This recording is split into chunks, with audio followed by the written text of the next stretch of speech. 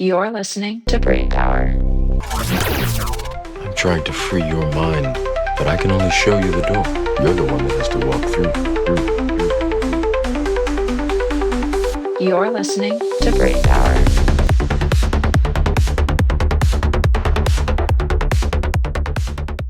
Okay, if you're listening to this or watching this, welcome to season 2 of Brain Power. So we're going to get a couple of things out of the way right away. If you saw the trailer video for season 2, which you should have by now, if you haven't, go check it out on X or YouTube. David has joined us as a permanent co-host, which is really exciting. Also, we're going to chill out a little bit in season 2.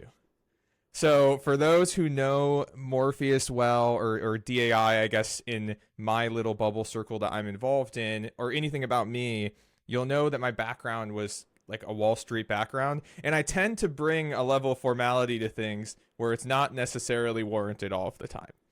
And this was actually feedback that I got from the community and other people in Brain Power Season 1. And so here's what we're going to do. We're going to continue to have awesome guests on season 2. We're going to continue to have incredible conversations, but every single episode does not need to be a biopic of XYZ builder and re-explaining, what CoinCap does 3 times to our audience. And by the way, love those guys. Would love to have you guys back on. But different change of format. So today joining us, though, we have Teana Taylor, who, if you may or may not know, if you do know her, you'll know that she is extremely involved and one of the pioneers, really, of decentralized AI. So let's get into that a little bit. So Teana is one of the initial founders of Venice, which, again, if you're listening to this in a part of the Morpheus community, you're well aware of Venice. Hey, thanks for doing that. Let's start there. Venice is really exciting. I guess. Wow, I almost went straight into biopic mode. See, I'm having such a hard time casualing it down. David, can you casual this down for me, please? Sure. Teana, great to see you. Hey, David. Hey, Bo. Hey, how are you? It's good to have you here. So, there's so much going on right now. We could start with, I think the coolest thing we should talk about is the acceleration of AI. Okay. Right? There have been some huge milestones recently. I don't know if you guys saw that chart where it was showing off how fast the doubling time of agent capacity is, how long a human task it can do. And it just went from 2.5 hours to 5 hours overnight with Claude 4.5. And the doubling times last year were every 7 months. The AIs were getting twice as powerful, and now it's every 4 months. And there's this new theory that the acceleration is accelerating. With each doubling, it's getting 15% faster, which I guess makes sense. If you're working at Claude and you're using Claude to make Claude better, and the tool you're using gets more powerful, you've got this sort of feedback loop that's really taking off. So Elon Musk tweeted, we're entering the singularity, right? And so curious, Teana, about your thoughts. You've seen how fast things have moved from even a year or two ago, and the models that were available then today. Let's talk about that. Yeah, well, I definitely think that the models are getting faster. I also think that people are getting more sophisticated and they are using these tools in a more sophisticated way, right? So, we used to spend a lot of time teaching people literally how to prompt the AI in a more productive way so that they would get what they were after, instead of putting, cat, right? Do you want a picture of a cat? Do you want to know how long it takes cats to gestate into kittens? What do you want to know about a cat, right? And so, some of the centralized models are getting smarter because more people are using it. They're getting more information, right? It's not just an internet scrape. They're being able to attune their responses based on the prompts that they're getting. So some of that is due to people using it, and people using it in smarter ways. Also, I think that people are now able to use different models for different types of activities. And they're, again, becoming more sophisticated about that. So some models are going to be great for creative writing. Some models are going to be better at math than others. They have different types of reasoning. And I think that some of the dashboards are making a lot more sense to people. We used to get these metrics every time a new model came out. And people would be like, well, I don't really know what that means, but it's higher than that model I was using, so I'll just switch to that. This is And so my I do camp, think by that, the way. My camp yeah, is number looks bigger, must be better, sounds yeah, good. Um, yeah, and which, by the way, I love that Venice does this, and others do this as well, where it'll just categorically break it out for me. Because I'm way less technical than a lot of people, certainly less than David. And I like to think that I'm more representative of the average person who stumbles upon these applications. And having it broken out like, oh, you do want a picture of a cat? Here's our yeah, image generation section, and it tells you this is the most creative, this is the most. I love that. Sorry, I didn't mean to get you off yeah. the rails, but um No, no, that's that great is feedback. awesome. Yeah, I think that again, when you look at the difference sometimes between the centralized platforms and the decentralized platforms, there is some of it is preference, right? So in a Venice environment, we find that there are absolutely users that want to know exactly how the model was trained. They're very specific about the use case they're using it for. They want to know, what the weights are in a particular area, right? And then there are a huge amount of users, probably way more, that just want it to work, that just want their question to be answered. They just want to have, clear footnotes so that they can, source the information and where it's coming from. And so, you are kind of catering for, I don't want to say you're dumbing it down, but you're simplifying the experience. And one of the things we did mid-year last year was the kind of autonomous routing, right? So if you're using ChatGPT and you put in cat, it might ask you, what exactly do you want to know about cats? Do you want a picture of a cat? It might just give you a picture of a cat. And Venice was unsure about that now. And so some of there is like a feedback loop, like what exactly are you looking for? But also based on your prompt, Venice will now kind of route you to the best model for that activity. And I think that's been really helpful for people who aren't as technical and really don't know the difference. And that's probably one of the key questions that we get as we've added more and more models to Venice is, okay, so how does this one differ from this one? And you can go back, like I said, to, the benchmarking, and you can kind of read through it and see how they differentiate. But if you don't really know what that particular benchmark means, or what it's measuring, it's not super helpful for your average everyday user. And I think that people just want all of that complexity abstracted away and they just want to be able to use it. I read an interesting stat that kind of compared generational usage, and boomers and somewhat Gen Zers like me are replacing search, right? So we have a question, we want the question answered. If you go to Google today, you get a series of things that might answer your question. If you go to AI, you just get an answer to a question, right? It's more efficient. As opposed to younger users that are using it more for tooling, right? So how do I build a thing where I can just get answers to, like, I'm not asking, right? I'm building a tool that's just going to have the answers on tap for me. I thought that was really interesting. And I think that there will always be differences in how people use these systems. But as they get more comfortable, I think not just sophisticated, but a lot of people are uncomfortable putting information in, uncomfortable just kind of playing with new technology. As that wears off and people use it more, these models are going to improve with more information to have and Yeah. more memory, I think, for each user.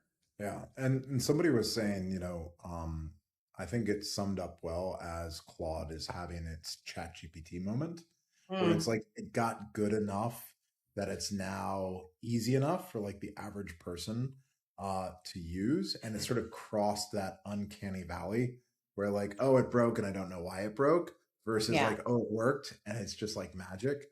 And so I like what you said about they're specializing, people are getting more sophisticated, and they're realizing they can sort of do all these things that they didn't realize they could do before.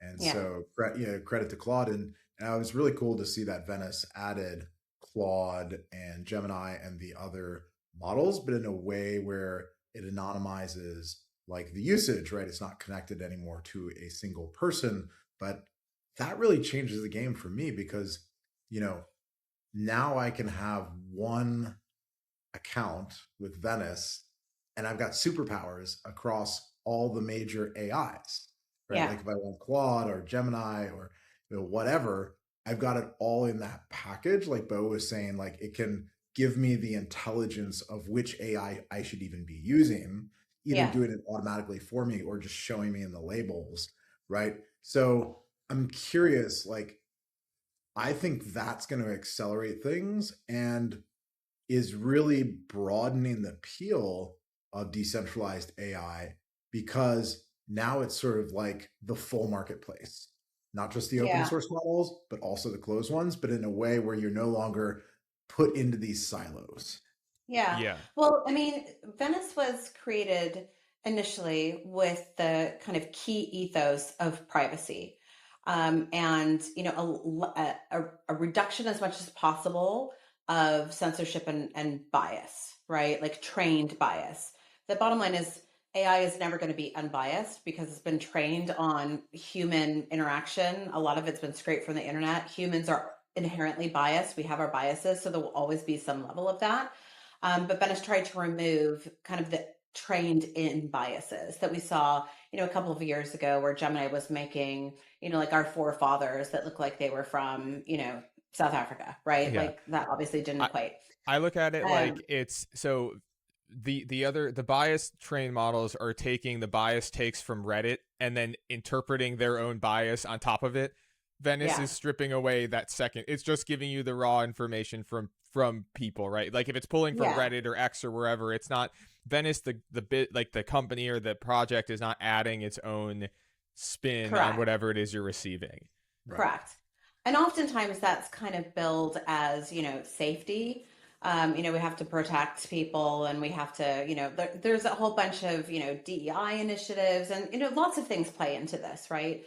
But our intention was to uh, attempt to give people as close of access to the artificial intelligence itself without all of the stuff that's laid on top because people have this expectation that they are interacting with machine intelligence, but they might be interacting with this very kind of filtered and shrouded version of that machine intelligence that's gone through some safety committee or some board approval of what you can and cannot say.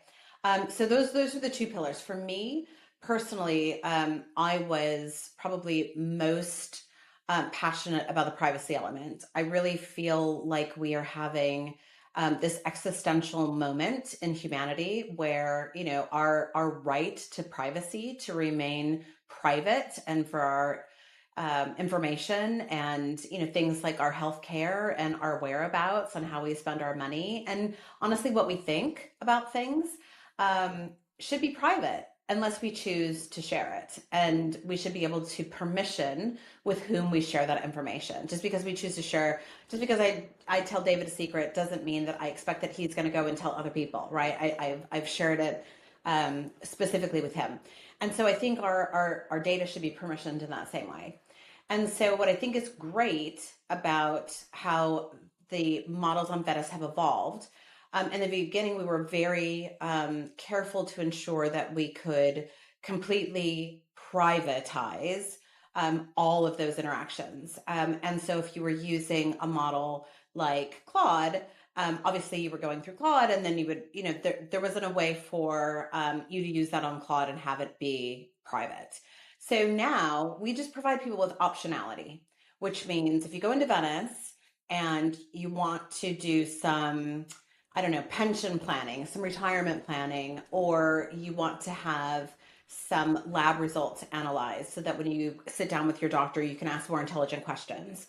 I strongly, strongly encourage everybody watching and listening, please don't put that stuff in a centralized model. Those are the opportunities for you to use completely private AI, right? And the open source models are increasingly as good, in some cases better, than some of the centralized models. So you're going to get just as good of information. Now, if you have something that's less sensitive, and Claude is great. I use Claude a lot for its project capabilities because it kind of remembers all of the stuff that I've put in there before. I can have these in specific, files where I'm accessing this information and then this information, and they don't kind of cross pollinate. And it's very effective and is very efficient, right?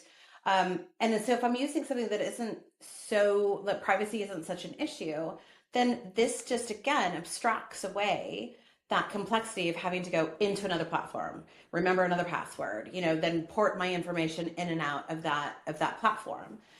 So for me, optionality has always been something that I personally really value. And removing friction for the user and how they want to use these tools, I think is important. And in this case, you now have a choice. So if you want to remain completely private, then you're choosing those models that will provide that to you. And if something is less sensitive and you need a specific feature or functionality, you have the choice to do that without leaving the platform. And I think that's, it just makes it easier. And you don't have to have, 15 different subscriptions to things, which is nice. Well, that's maybe another good trend to talk about is the internet was built without a critical protocol enabled, and that was 402, right? Since the late 90s, there's been a placeholder for internet payments, and the code was 402, right? Built in since the early days, but there was no native internet payment rail, right? Yep. In the 90s or even in the 2000s. And so finally, I mean, Coinbase. that's the definition of Web 2, right? So you had the Yeah. web and then you built payments on top of it, not within it. Well, and it forced either an advertising model or a SaaS model, right? Yeah. There was no way I could just make a micro payment and pay for something like I normally would in the real world. Either I had to subscribe and give them a bunch of money every month, whether I used the service or not, or I got effectively, advertised to and paid with my attention, with my time, with, sort of manipulating my behavior just a little bit to go towards this product and not towards the other. And so, yeah, that's the definition of Web 2. And so I think what's happening with X402 is so cool, right? It is unlocking every internet business model can get reimagined, right? Yeah. Everything that should have been a micropayment instead of a SaaS, like that's going to happen, right? Yeah. And I think the same is going to happen with all the advertising models, right? Everything that lives on advertising, but wouldn't if the cost of the transactions was 100x lower, all of a sudden that unlocks, right? So now what do we have? We have sub-second payments, right? The flash blocks on Base are 200 milliseconds, right? So they're fast, right? Mm-hmm. You've got 1 penny transactions. You have it working now across all of the major blockchains, right? And certainly all the EVMs and a lot of the activities on Base. I looked at the stats, like 60-70% of all the 402 transactions are happening on Base. So just in the last few months, you had 100 million AI agentic native payments burst out. So I'm curious, where do you think that's going to go as far as like reimagining, disrupting these different models? Yeah. So several months ago, I was having a conversation with Eric Voorhees, and we were talking about. So my before joining Venice, I worked for Circle, and before joining Circle, I spent a lot of time on the Hill as a lobbyist, specifically working on stablecoin policy. So I've been, heavily involved in getting stablecoins mainstreamed for many, many years. And the idea of agentic payments, like what are we going to be able to hand over? Whether they're, high volume, small cap, whether they are just, not material, like I need to make this payment every week. Maybe it's my housekeeper, maybe it's my dog walker, they're not huge payments, but I don't want to remember to get cash. I don't want to have to physically do it every time they come over to, take my dog for a walk, etc. What payments are going to be replaced, right? And more importantly, what is the net new economy that opens up because of this? So from a stablecoin perspective, we were making a lot of the arguments around like if you have to pay people around the world, right? And especially if you're a US company, you're paying people in dollars, how easy it for them is to, offboard a stablecoin in their local currency. If you were doing humanitarian payments, Circle has a number of programs with the UNHCR, whereby, if you have refugees that are moving and they're going from place to place, like giving them a bunch of cash and sending them on their way is pretty dangerous for them. But you could set them up with a wallet, and then along their journey, they can go into any Western Union anywhere in the world and cash out what they need, whether it's like $20 or 30 pesos or whatever it is, right?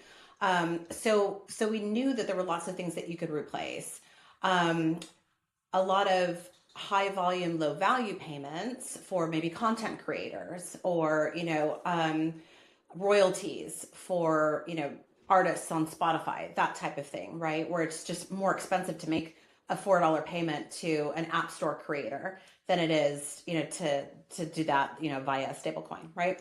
So when you look at that, and then you look at the adoption of crypto and what has, so take regulation off the table, like what's physically preventing people from using these assets that are specifically designed for payments. And a lot of it has been, it's just kind of clunky. It's kind of clunky for someone who isn't a crypto native to use this stuff. And Eric said that, what if crypto was never designed for humans in the first place? What if crypto was always designed for machines to pay each other? And I thought that was like a light bulb, like aha moment, where, ones and zeros, these kind of binary movements of data back and forth. Maybe we've been trying to make crypto really easy to use for humans for the last 10 years, and it was never really designed for humans. And I think that, the stats that you just shared, David, really show that those are probably a replacement of some types of transactions that we make every day. But this is probably going to create a whole new economy for all types of ways for people to generate, and completely not new economic value that either wasn't possible or would have just had too much friction before this technology and the capability was available. I'm so glad you mentioned that. That is the exact reason I got involved in DAI in the first place. I was the biggest DeFi is going to be everything. You're never going to use a bank again. I was an analyst on Wall Street screaming from the rooftops, none of this is going to make sense soon. Like, why would I need it? Like, everything's going to change with DeFi. People are going to do this. And then it was actually an Eric tweet in must have been 2023, I think, right? Yeah, probably late 23, that mentioned Morpheus and DAI. And so I started looking into it, and the light bulb moment was, I'm someone who cares a lot about this. I spend a lot of time, researching it on X. And I still am like, sign the transaction and pray every single time I do anything, or like testing a transaction 3 times before I move any real amount of money. Yeah. And when I realized, I don't need to do this because an agent can do it, it was just exactly. Like, whoa. and people, I think too, like one of the things that frustrates me, I mean, it happened to me 2 days ago. I was doing something that I do quite regularly, and it didn't work. And I got this weird error that I'd never seen before.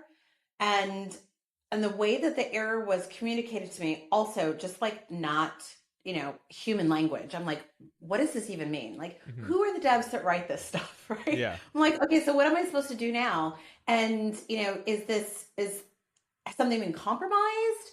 Did I just do this but it was something that I do all the time, right? So I was like, this isn't right. And then I thought, okay, do I reboot? Like, you know what I mean? You kind of go through all these things like, is this a trap? And like all that stuff doesn't happen when you go to like, I don't know, send a transaction from your bank account, or, you know what I mean? It sure. just and if there is some weird stuff that happens, like somewhere in the background, some secret squirrel kind of just takes care of it, right? Yep. So I think that it scares people, right, when those things happen. And even people who know what they're doing, I've used this example before, but I don't know, last year I sent a sizable amount of tokens. They weren't worth very much, but it was a sizable holding of tokens that were, not worth anything, on the wrong chain. Yep, I've done that. And then I was like, a couple times. Why didn't they turn up? And then I couldn't figure out where they went. And I was like, this doesn't make any sense. Where did they go? And then I realized that I used the wrong chain. and never to be seen or heard from again, right? They're just like gone. And I think I know what I'm doing. So we make mistakes. Imagine putting a newbie, in front of this and saying, "Oh, here you go. Here's access to all of these decentralized, frontier models that you can have access to, but you need to like do all this stuff, right? To be able to access them." People are like, forget about it, right? And that was one of the big things that was important to me to solve with Venice was how do we get mainstream normies access to this stuff and strip away all of the complexity of having to kind of engage with tokenomics or staking or any of that stuff. Or at least bring them on that journey so that it was some of that complexity was abstracted away. So yeah, I think it's very possible that we will all just have agents that will figure that out for us, right? And if they get an error message, they'll be able to figure it out, and won't be banging their head against the wall. And you don't have that like fear of, okay, now I have to blind sign a transaction. Like, why do we do that? Like Yeah. blind sign. I'm like, okay, let's see what happens. Like, Yeah. that's nuts. No, that's exactly how it is. I mean, it is literally hope this works. Like pretty much every time for people who Yep. don't code, especially. Yep. Yeah, that truly was the massive light bulb moment for me as well. And I guess it changed my mindset from, and this is actually even recent. I was just doing a Twitter Spaces with Player One Taco the other day. We do one every Monday talking about DAI, and I was talking about this idea of it baffles me that more people, like we were talking about privacy before, it baffles me that more people don't seem to care. And I think part of it is this idea that they don't know that they should care, and then part of it is just like, I don't know if laziness is the right word, but it's just inconvenient to care, so it's kind of like, well, it is what it is. So the realization I had was, and it was the same thing with DeFi, was you need to just make systems where they don't have to care but get the benefits anyway. Like they're just getting the benefit because we built it, and because it's why not use it? It's just as easy to use. And that reminds me of a really good quote I read a few months ago, which was, users don't care about privacy, which is why it's so important that we do. Yes. Yeah. Right? The developers, the people building the technology, in a way, need to take on that responsibility. One, to build it in, and two, to do it in a way where the user doesn't have to think about it or spend 1,000 hours researching it. Because expecting them to do that's not gonna happen. And so, I think we've made a lot of progress though. I mean, you guys have been hugely successful. I mean, Venice is what, north of 1 million users? Yeah. 1.7, I think, million today. Like, yeah. That's amazing. Like, I mean, that's Yeah. a testament to like it getting really easy. And I would bet half the people using Venice have no idea that it's a Web3 project, and they don't need to know No. it's a Web3 project. They're just making Absolutely. cool photos, or using it for research or school or Yeah. whatever else, right? So. I think that people think they care about privacy. So, Yes. I think that they do care, but, and I don't think it's laziness. Some of it I think is fear. Some of it I think is that they're not aware, right? And some of it, I personally believe social media has a huge role to play and, is to blame. I have a lot of feelings about how social media has, I think, existentially changed humanity.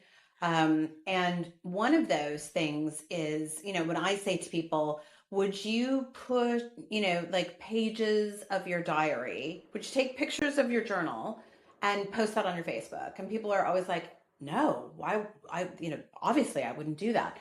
And I'm like, okay, so you recognize that there is like the you that is for you, and there is the you that you put out there for the world to see. You recognize that those are two, different versions or sides to you, right? Yes, everybody acknowledges that. But somehow with AI, they don't necessarily get that they're putting this information in and it's attached to their identity forever. And then when they do understand that, then you get the it's the response that makes me crazy. Like, I don't have anything to hide, so what does it matter? Oh, Or yeah. the Love ship that. has sailed. Oh, the ship has sailed. There's nothing I can do about that anyway. And I'm like, look, start as you intend to continue, right? One of the things that I think about a lot is with crypto, we were trying to get people to exercise a new option. I've never been one of the people that, we're going to burn it down and crypto's going to replace, every banking interaction and whatever. Like, I personally don't think that's going to happen. I don't think it needs to happen. I don't think it's for everybody. I do think we need to strip away a lot of the complexity and make a lot of the tech easier for people to use. And then obviously it will be used more. But for me, it's always been about optionality. I want to have choices. And so when you're asking people to completely reimagine how they think about money, their relationship with money, their personal responsibility, like sovereignty equals accountability, right? That's hard for some people. We have not been raised to have a relationship with money that is sovereign, right? But with AI, this is net new. This is brand new.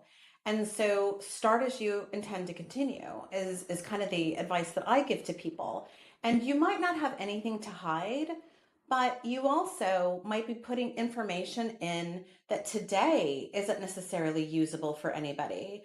But in 5 years' time or in 10 years' time, your insurance company decides that they're going to, collect all of this information about you, and you're making a claim 10 years in the future, and they determine that the last 10 years of your life you ate too much sugar and you didn't move enough, and so they're going to not pay that claim because you did it to yourself, right?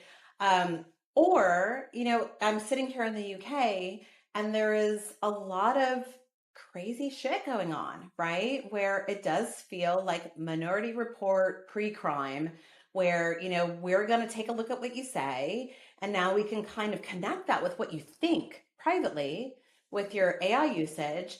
And then we can predict what you might do in the future. And we're just going to stop you right now. That's crazy.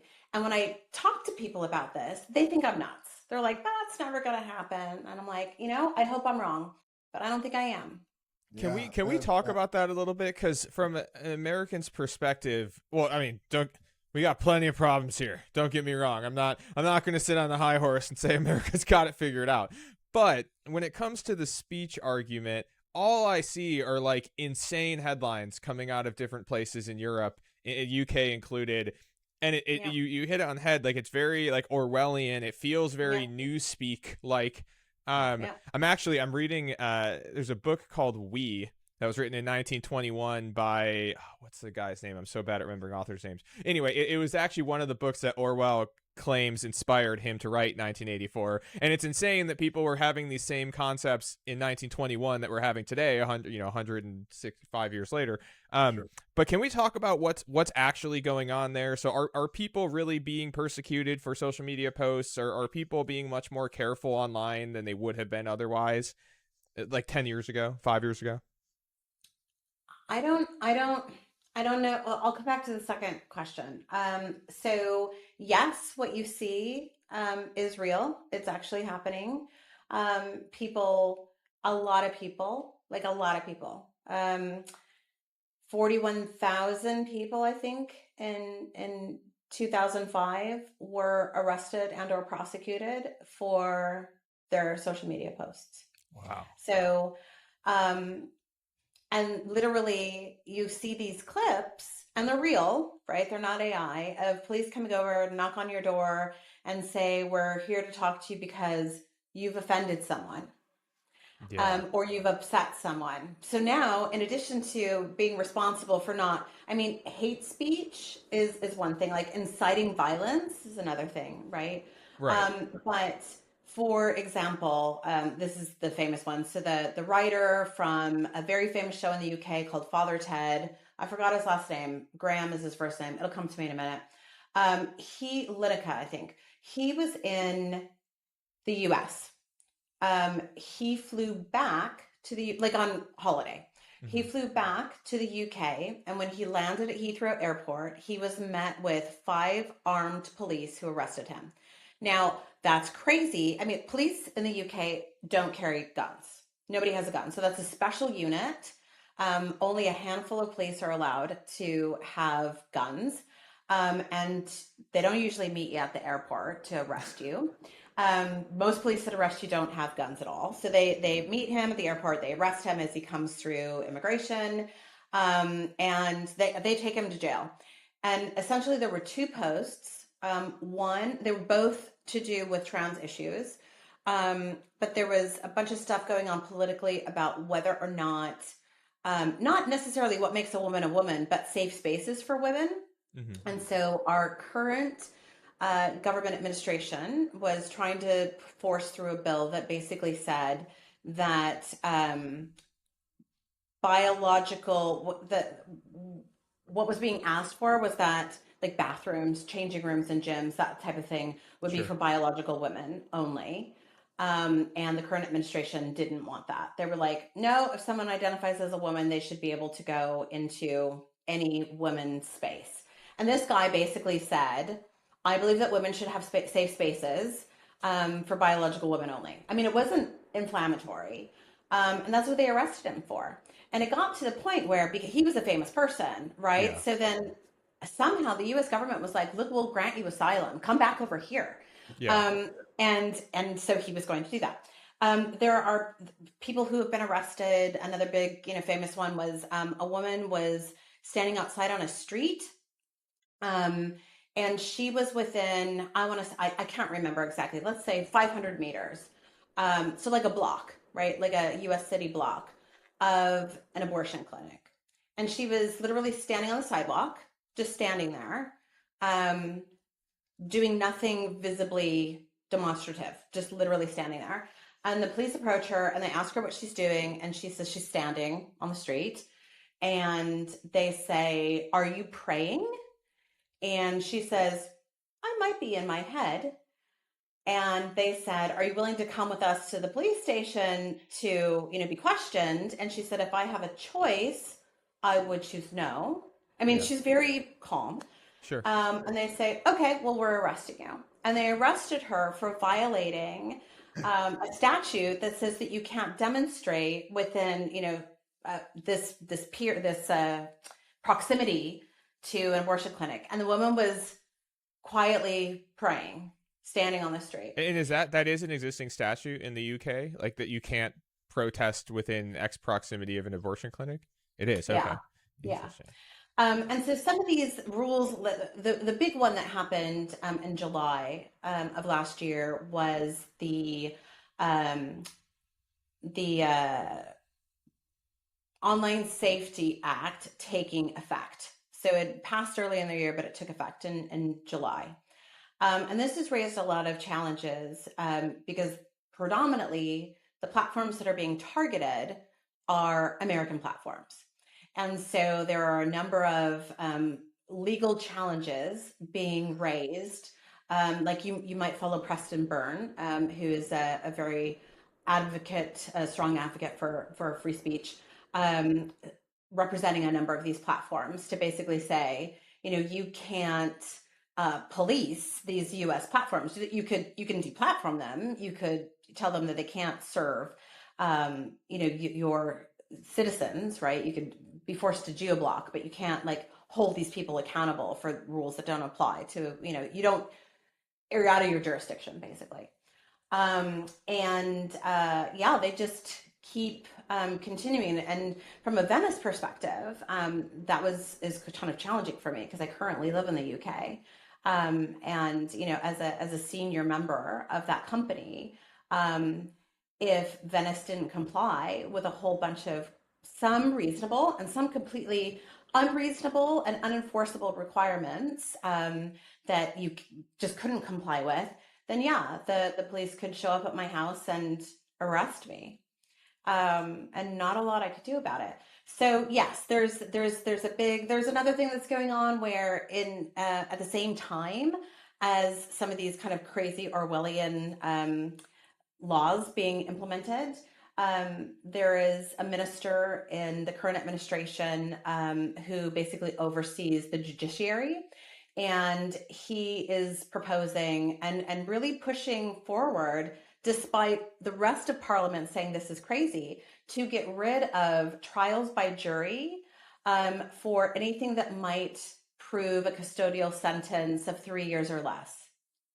So you would just go Okay. in front of a magistrate.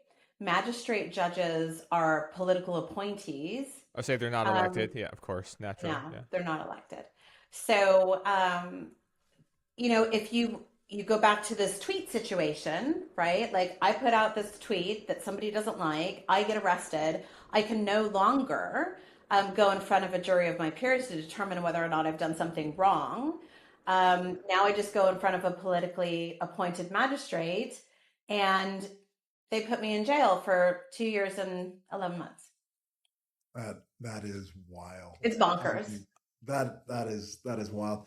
It's crazy because in 23 we had the opposite situation, right, where we were all worried about the regulations coming out of the U.S. and then things flipped, and we thought things were going to be all friendly in the UK.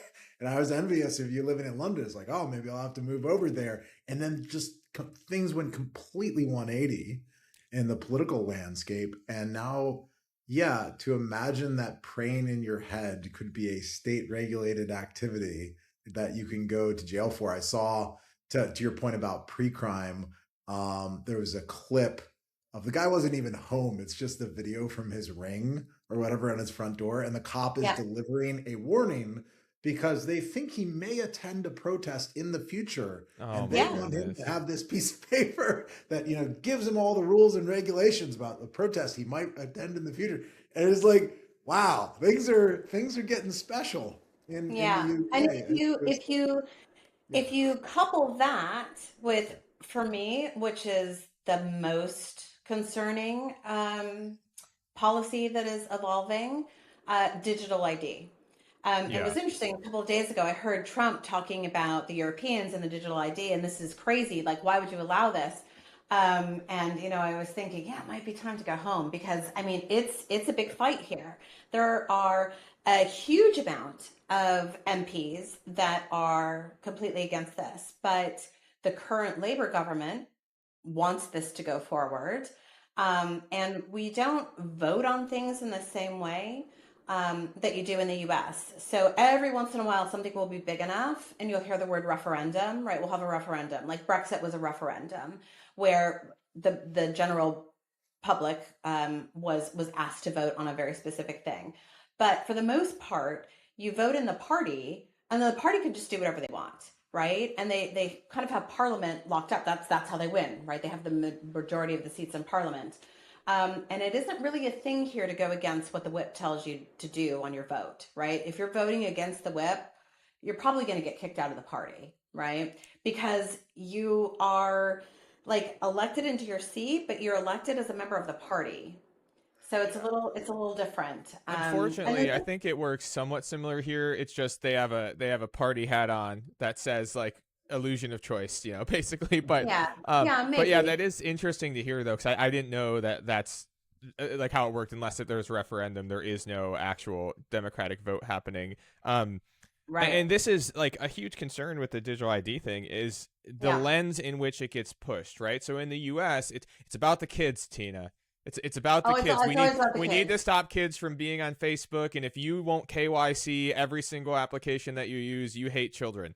That's basically the messaging here, which is just such a Trojan horse to a terrible time. I can't. Well, that's what the Online Safety Act was about. It was about the kids. So anytime you protest that these are authoritarian, Orwellian, anti-free speech measures, because the Online Safety Act basically says that speech doesn't have to be illegal to be unacceptable, right? So who determines who's the arbiter is offensive, right? Like I'm sure I say things that are offensive to people all the time. I don't find them offensive. I'm not trying to offend anyone, right? Like your level of what you find offensive is very subjective. And so before there was a clear line around what was illegal. You know what I mean? Like I can't go on Twitter and say, David, you're an asshole and I'm going to show up at your house and shoot you in your face. Like, no, you cannot do Clip that. Right? I'm just kidding. Yeah. You can't do that. And you can't like incite hate or violence, right? Like those things are illegal. And I think we all agree that that's probably a good thing, right? But if I say something about whether or not women should have the right to have safe spaces in bathrooms, um, somebody's offended by that. And then, the police show up at my house. So you couple that then with the digital ID, and there's like nowhere for me to hide anymore, right? Because I needed to get a job. I needed to have access to my bank account. I needed to have access to my health care. And the way that they're trying to package it is this is going to be great for you. Like all of your information will be in one place.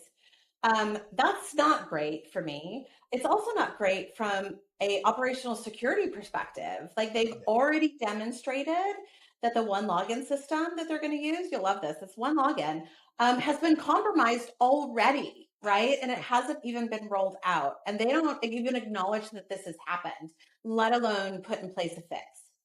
That's the wild thing is governments have such a poor record with Of cybersecurity. course. Like pretty much anything they record, you can expect in the future it's going to get leaked, hacked, broken, sold. Like the to use the word antiquated is not even accurate. Like the state of their systems is so bad, and it's not just government, right? I remember for a long time, Microsoft had this backdoor to all of their software. They refer Yeah. to as the golden key. Yeah. And whoops, they lost the golden key and somebody stole it. And it's like, this is a major $1 trillion company, and they couldn't keep hold of proper cybersecurity, right? Because ultimately you have to trust someone, Yeah. right? You're People. ultimately Yeah. trusting. Yeah. And so just let's put it all in one place, all this valuable information, and we'll trust a couple of special humans, and I'm sure nothing bad will happen, right? Well, it's never gone wrong before, right? So it's pretty wild. But yeah, to see it online and then, to hear you confirm like that it's actually the reality. The wild Yeah. thing to me is going to London last time, people don't think it's happening, or they don't acknowledge it's happening, or the media bubble that they're in doesn't talk about it as if it's a real thing. In Yeah. fact, talking about it happening is an attack on the UK. And like, you're just, you're just anti-UK to say these problems exist. And it's like, Yeah. where's the room for like truth?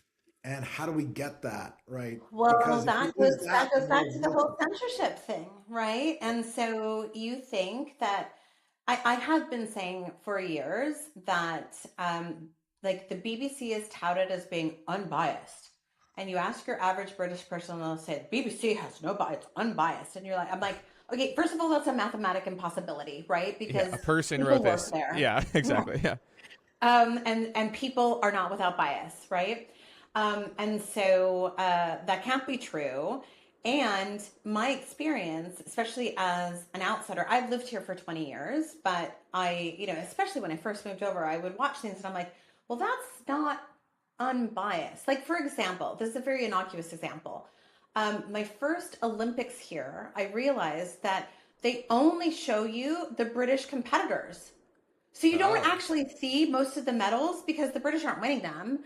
And I'm like, this is not like adequate coverage of the Olympics. Like, where is all of the other you know, sports? Like the Brits don't compete in every sport. And where is? It was crazy to me. I'm like, we're only seeing like the British athletes. And my husband didn't notice until I said it, and he was like, "Oh yeah, I guess that's interesting, right?"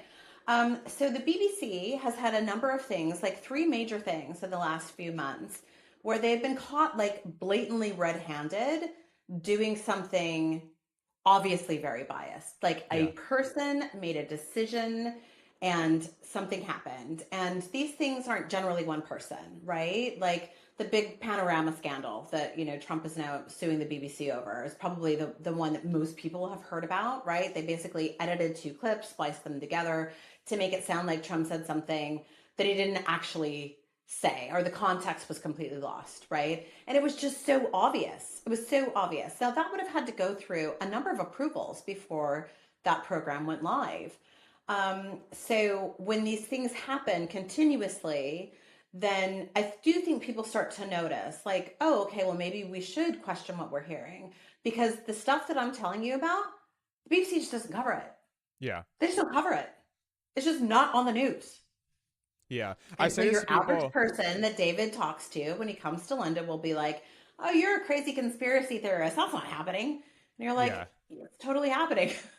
I say the same thing to people a lot when I talk to people not from the United States. This was maybe more topical during the last election. Oh, I guess it's always kind of topical. But if you only consumed mainstream media in the U.S., you would assume. So I used to live in Chicago. I don't now. You would assume that there are just white people and black people fighting in the streets. Like every single place you go, and it's like this huge thing. Like regular people every day are having these conflicts all the time, and it's not true. I mean, like you'll be on a train, there will be 30, 40, 50 ethnicities represented on that train, and everyone's just going to work, man. Everyone's just trying to like feed their family. Everyone's just trying to do the thing, whatever the thing is. And There was, Bo, did you see that hilarious clip of the French guy that comes to Texas? no, And like it just blows up his information bubble. He's like, people told me like going to Texas, I was going into like a war zone. yeah, there's And then guns like I got everywhere. here Yeah. and everybody's nice and friendly. And they told me, God bless you and have a nice day. Like in France, they say, hurry up, asshole. Like, Yeah. he's like, where are these dangerous things? Everybody, is so, I almost converted to something. Like everybody here and the barbecue is great. Like, where is this terrible thing that I told that exists? And just like, Yeah. his entire worldview of It's Texas. Just it's like ultimately 3 days later, just he's like, I'm tempted to move here. Like, I don't know what's going on. yeah, it's the amplifying effect of the extreme outliers though, right? Because then you have Yeah. like Chicago, for example, you have the guy setting the woman on fire on a train, which by the way, that is literally the stop that I used to get off at every single day to go into the city. Same stop, Clark and Lake. And like then you have those things and they get extremely amplified, and you could, push this just in general with any issue. My fear with people my age and especially younger is this, like there's a sense of nihilism I think that exists today with young people that did not exist as bad 10, 15 years ago.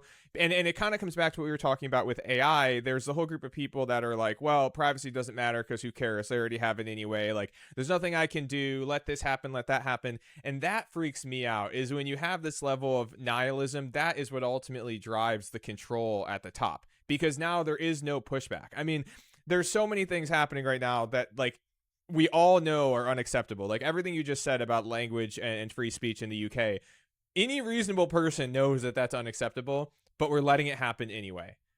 And Yeah. it's really concerning. Yeah, I think some of it is, I mean, I would say it's cultural to some degree, right? And maybe that has to do with, I also have a theory, and I don't want to like be, down on the kids, right? Sure. But but they've had a very different experience, Yeah. right? So if you think about it, like I had an intern this summer, super smart kid, runs like the investment club at his, Ivy League university. Really like capitalist minded, works really hard. He not kind of, you think about the gen, I don't even know what they are now. What are they? What is it? I think Y? alpha, I think is, Alpha? well, Okay. I don't know where Yeah. that cutoff is between Z and alpha, but it's somewhere in Yeah. the teens. Yeah. Okay. So so I'll tell you how young he is. We were having a conversation about 9/11, and Oh yeah. somebody said to him, like, and he was like, I wasn't born yet. That's crazy. He wasn't born yet. We're Yeah, having this that's whole crazy. conversation and he has no like frame of reference.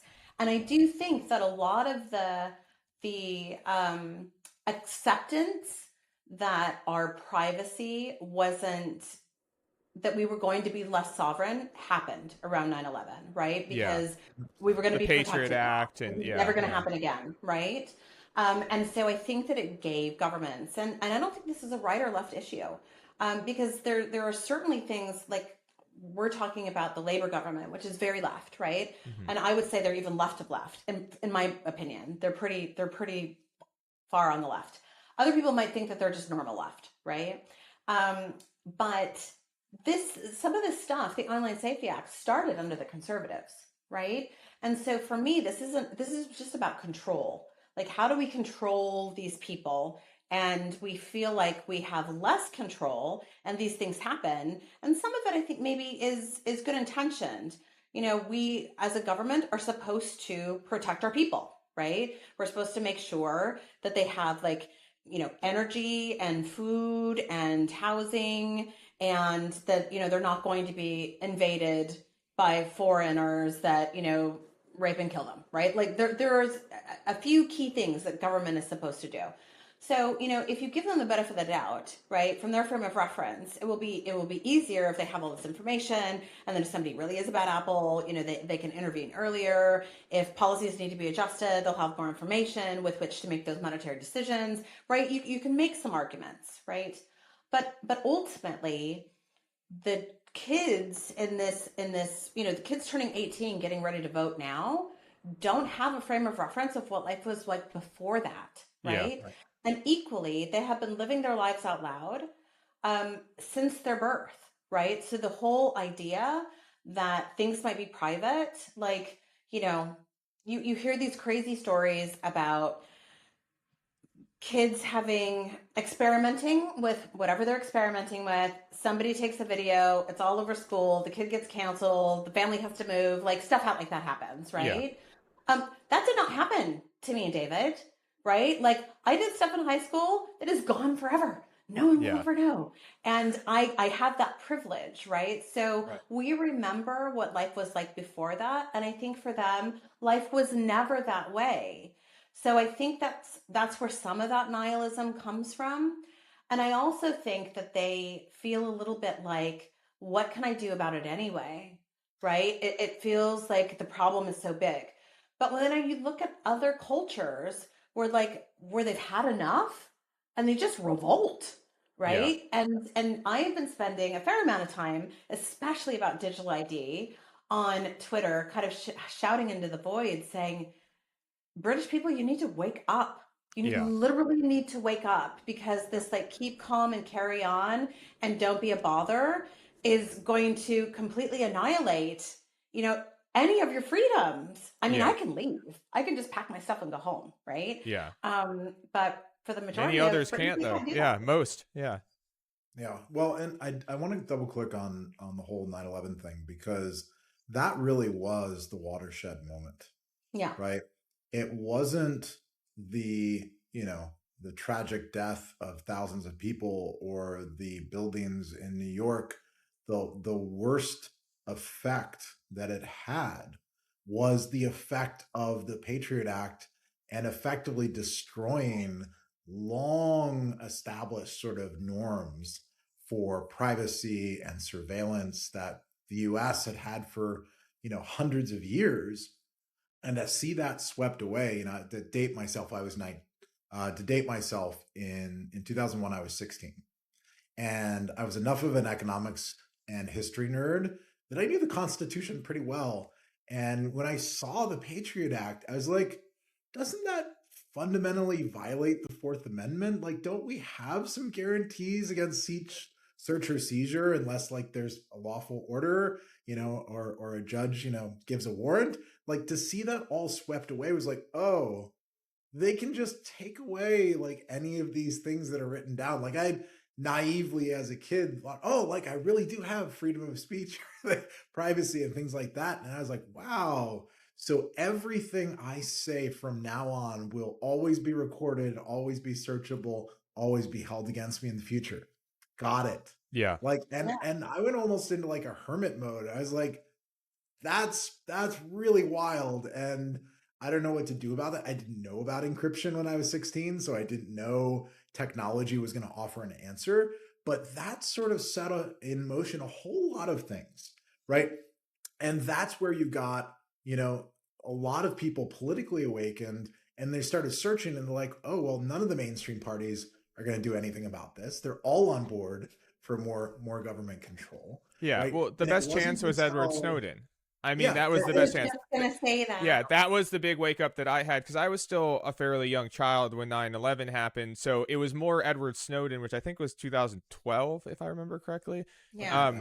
Which I would have been about 17, I think. So about the same age you would have been during 9/11. And that was the moment for me that was like, wait, So Yeah, they're listening to you. Everything so you say. they can collect all of this. They're just we have it all, but we don't look at it. What? Right. Like, wait, what? What are you Yeah. what are you talking about? Well, And the I was guy just who going to say that. So yeah with Snowden, then so I mean, I think there were like almost these two camps of people. Like the people like you were a little young, so we'll forgive you, and you're like, what? And then I think that there were people that were like, of course they are, right? Of yeah course they are. But in both of those camps of people, it was like, well, what can we do about it? Mm, And yes, there are VPNs. Yes, there is encryption, but there are the the powers that be that try and stigmatize that. Like, well, what do you have to hide, and why are you wanting to use yeah like now? Like the EU is like, oh, we're going to ban VPNs. If people are going to get around this with VPNs, we'll just ban them. And you're like, oh yeah my god, okay.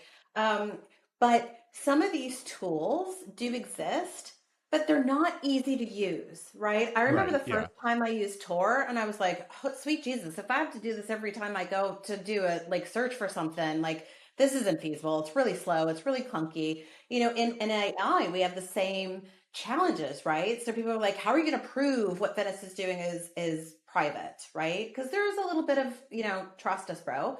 But the tools that we have today, like people reference TEE, that doesn't actually prove that something's private, right? There's a private enclave and it can prove that this party has this information and this party has this information, but not necessarily that it wasn't passed back and forth. There's FHE, form of record encryption, but that is like so slow, so slow. You yeah cannot run a chat app using FHE, right? And so I kind of go back to an argument that I made in crypto when, we would go into regulators and governments and say, look, crypto is actually good for all these things. And we can prevent all of this, financial crime and terrorist financing and all this other stuff with these tools. And they're like, great. So who's building those tools? And again, this is something that, the industry likes to say, oh, we can do this better than the current systems. But nobody really wants to build those things because they're not that sexy and they don't make you rich immediately, right? And so I think for AI, one of the things that I am very, very invested in is not like building the simplest thing that is like gonna make me rich and have all the alpha and number go up, but like this is a public good. People need these tools and they need to be really easy to use because you know what, I will be dead soon. I'm on the out, right? Like I well probably have hopefully less not really years. soon I do. but yeah I have less years on this earth than I have already spent. I know this. not according to And Brian so, Johnson, I'm Tina. not You have doing plenty this of for time. me. we're gonna get you the longevity tech team. Yeah, we'll get you I'm hooked up gonna with try. Brian Johnson. I got a friend of a You're friend. gonna We'll get get you there. set up. You're gonna get there. You only need to last another 10, 15 years, and I think you'll have access to it. But we definitely need to build out this infrastructure so that people don't have to make difficult decisions Yeah, and Right. compromise. Because if you're going to, force people to use Tor for everything, they're just not going to. So it's not that people don't care about their privacy, but people are busy. They have kids and they have lives, and we're working harder and longer for less, right? We need to make things easy for people to adopt. Sure. yeah, Well, and let me go back to the evolution here, right? So you went from 9/11, you had the Patriot Act, you swept away all privacy, you instituted the surveillance state. Snowden made that obvious to anyone who wasn't paying attention before that point, hmm with his revelations. And I don't know if you were in the US for this, Tina, because I know you left 20 years ago, but in 2007 was like the first time people got together and tried to do something about it. And I Mhm. consider sort of the Ron Paul revolution of Mhm. 2007, right? Anti-war, anti-Fed, calling out, inflation, destroying the income, like you're saying, of the average person. The reason they're working longer is because they keep printing the money Yeah. in this, invisible tax that people don't realize is a tax on everything they earn. And so many of the early crypto people were there in 2007 and they were trying to do something, but there was no Bitcoin in 2007, right? Yeah. And so we all went through that cycle, hey, we're gonna, to do this. And what we experienced is the political machine is very broken. Like, I don't know if you're aware of how they sort of defrauded Dr. Paul out of all these delegates that he had won. Oh, you didn't win those, and they kind of changed the party rules afterwards to say, oh no, and like you didn't get a third of the delegates. We're going to give you 10% of the delegates, and you realize sort of like a rigged game, right? And despite that, a lot of people helped out in the next cycle in 2011. Right, social media was getting even stronger, and people, he was sort of the first social media candidate. He went viral on YouTube and all these other early platforms, but social media was still pretty niche in 2007 and still in 2011, right? And it wasn't fully mainstream yet. And I remember, going. I had volunteered with the campaign, and it was wild. I went to the 2012 convention representing Dr. Paul as a delegate, and it's like being inside a giant TV commercial. Like none of it's real. Like there's no counting process for the delegates. A guy walks around with a pad of paper and totally records the number of delegates from each group. Have you ever seen one of these videos where it's like, the each state has its delegates in like a big convention floor, and there's a phone where you're supposedly calling in, and the phones aren't connected to anything.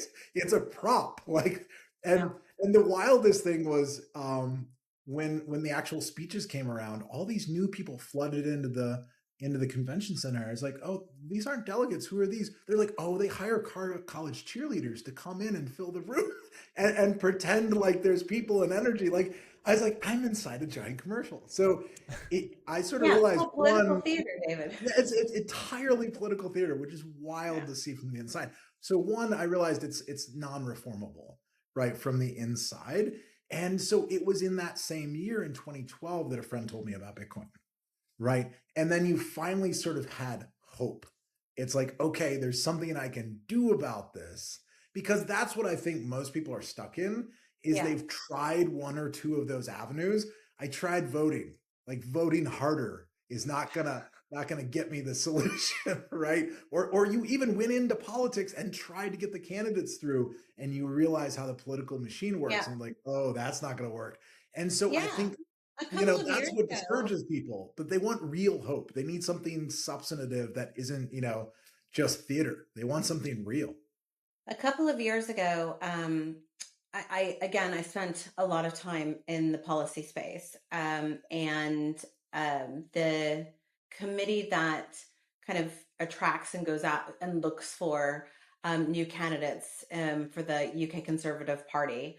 I knew a handful of them relatively well. And so somebody called me and said, look, we want you to run and would have been in the last election.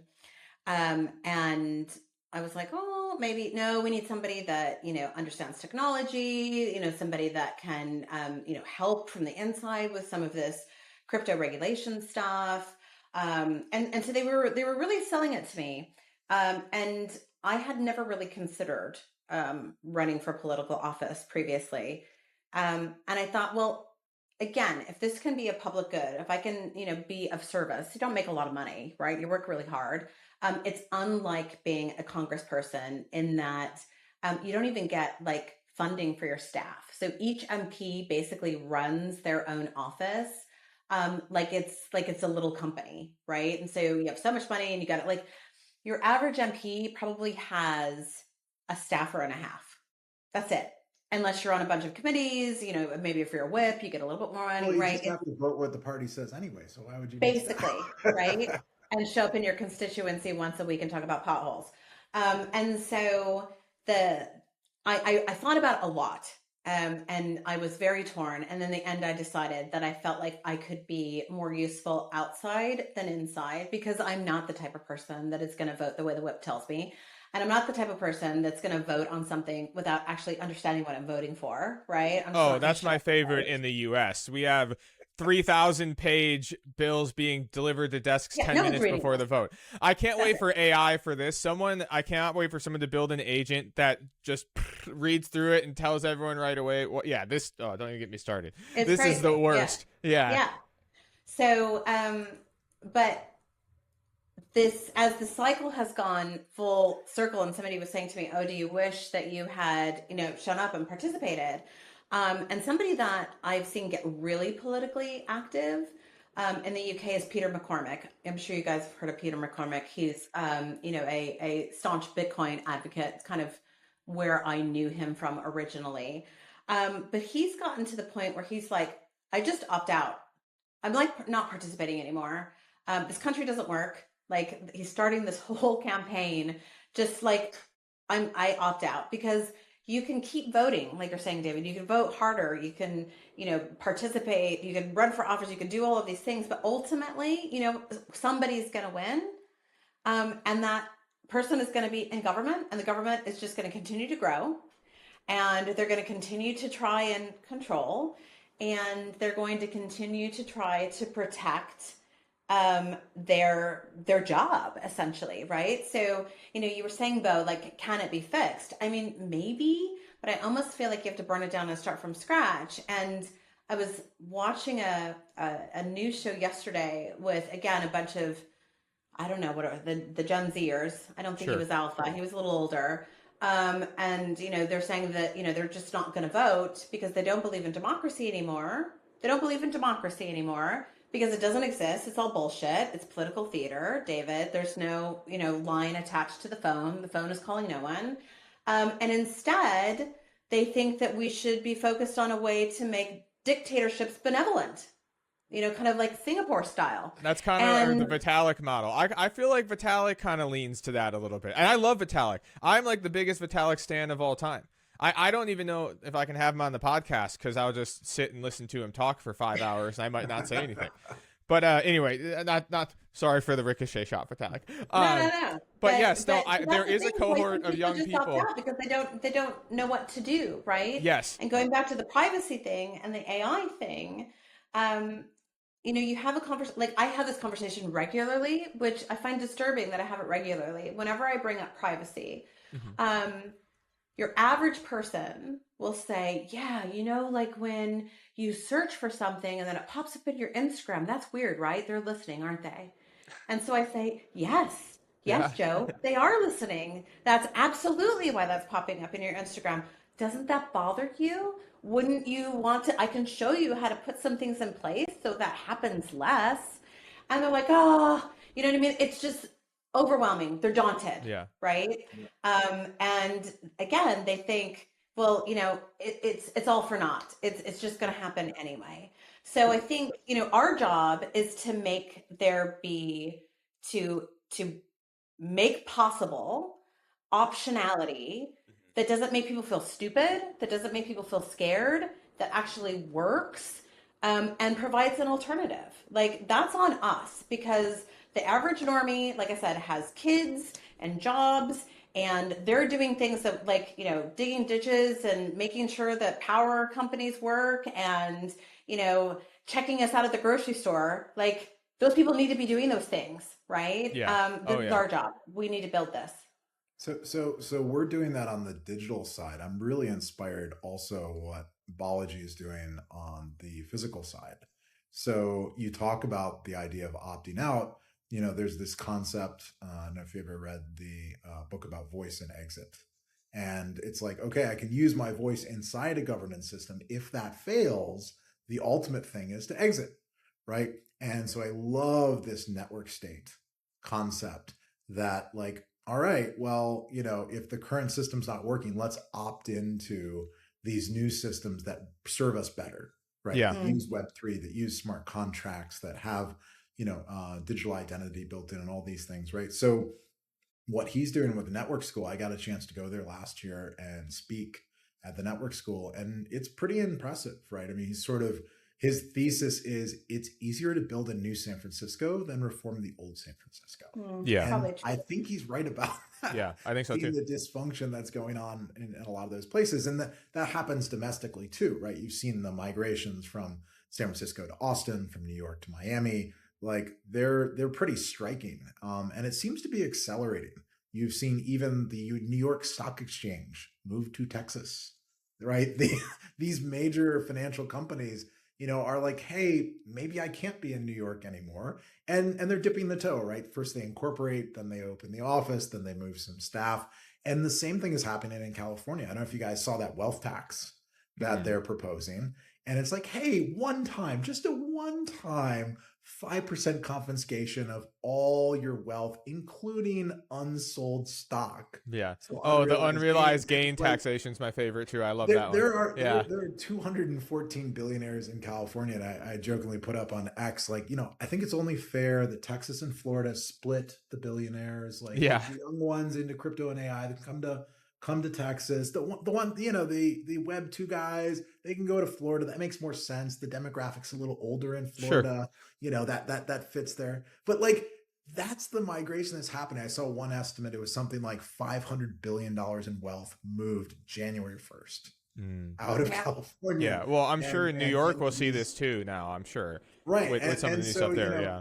But I love that we have that optionality. And I think that's the ultimate veto that the individual has, is choosing where they live. Yeah. Well, have you ever read the book The Sovereign Individual? But not everybody gets a choice, David. No, so I mean, if you think about it, if you're in the UK or you're in Europe, like if you're in Europe, you have a European passport, sure, you can pack up and move to another European country, but you know what, you're going to get more of the same. Yeah. And so I do think that, I mean, not everybody has the option to opt out. They just my pushback. That's what I want to go back to topology. I was okay. That the idea of the network state is, yes, the wealthy have always had that option. They've always had the option to move.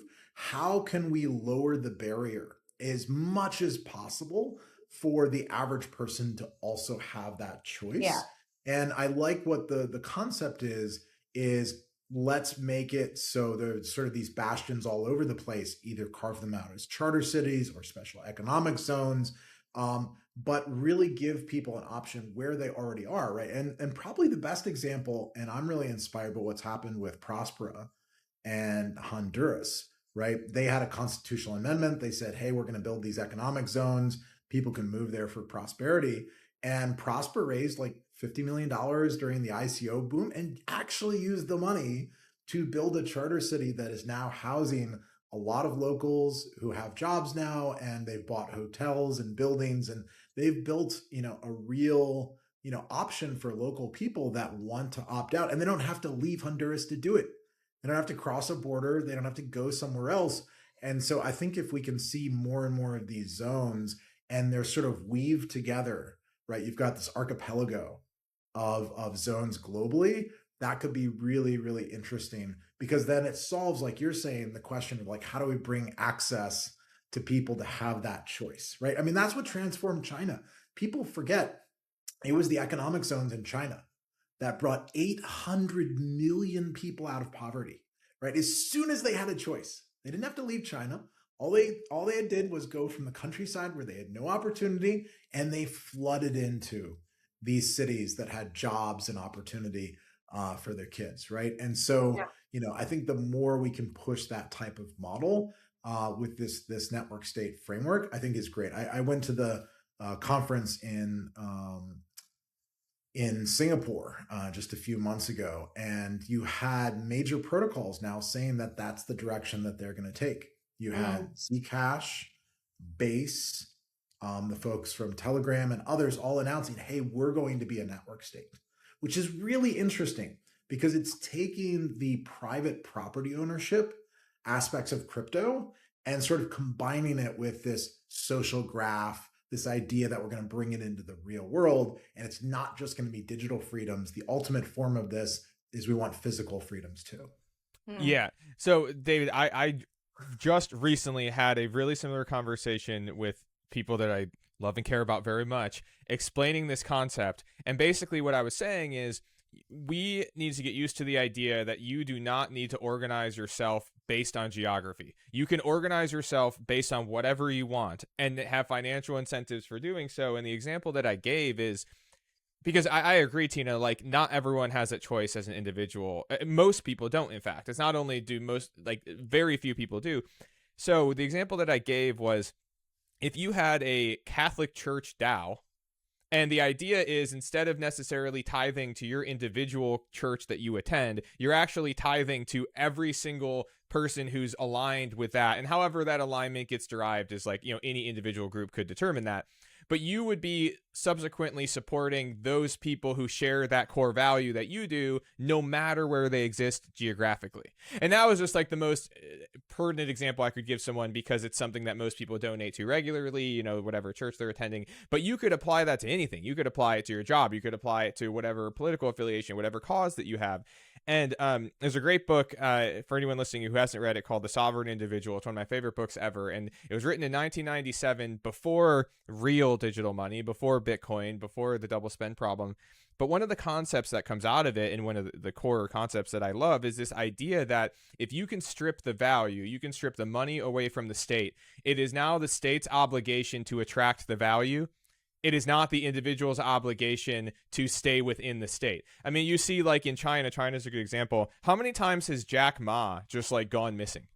like he'll just disappear for a couple months at a time, and then all of a sudden he comes back, and, you know, maybe the messaging's a little bit different. Maybe, you know, something changes, and this is not unique there. I mean, even in the United States, if I was holding all of my assets in U.S. company stocks and treasuries and cash, those assets can be seized. I can't take that with me anywhere I want in the world.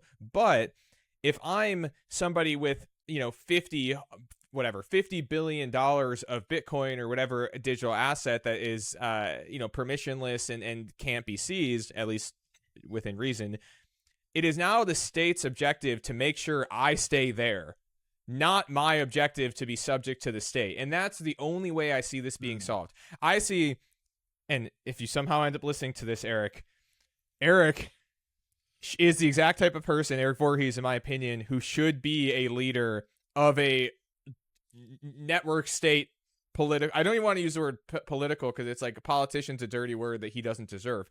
But a political, you wouldn't like it either. Yeah, I know. And I've only met him one time, but without even knowing him, like I know that I would love, he is the exact type of person, though, that should be heading a network state of agreed upon values and virtues, and is like the type of sovereign individual that can like influence states, you know. And I think other people like this are going to emerge over time, and that's the only way to solve any of these problems, is you have to strip the state of the value, because if you don't do that, like, no amount of voting, you can't vote your way out of this problem. Yeah. I don't want to see people violence their way out of this problem, because unfortunately, without voting, that's kind of the only other answer, and that's good for nobody, right? So, so to put a term around it, a marketplace for governance. Yes, a marketplace for governance. Yeah, it's a great way of framing it. Yeah, because then you're going to have much better outcomes if people are competing, and they always have at a very high level, like the richest corporations, the richest people have the choice where to go.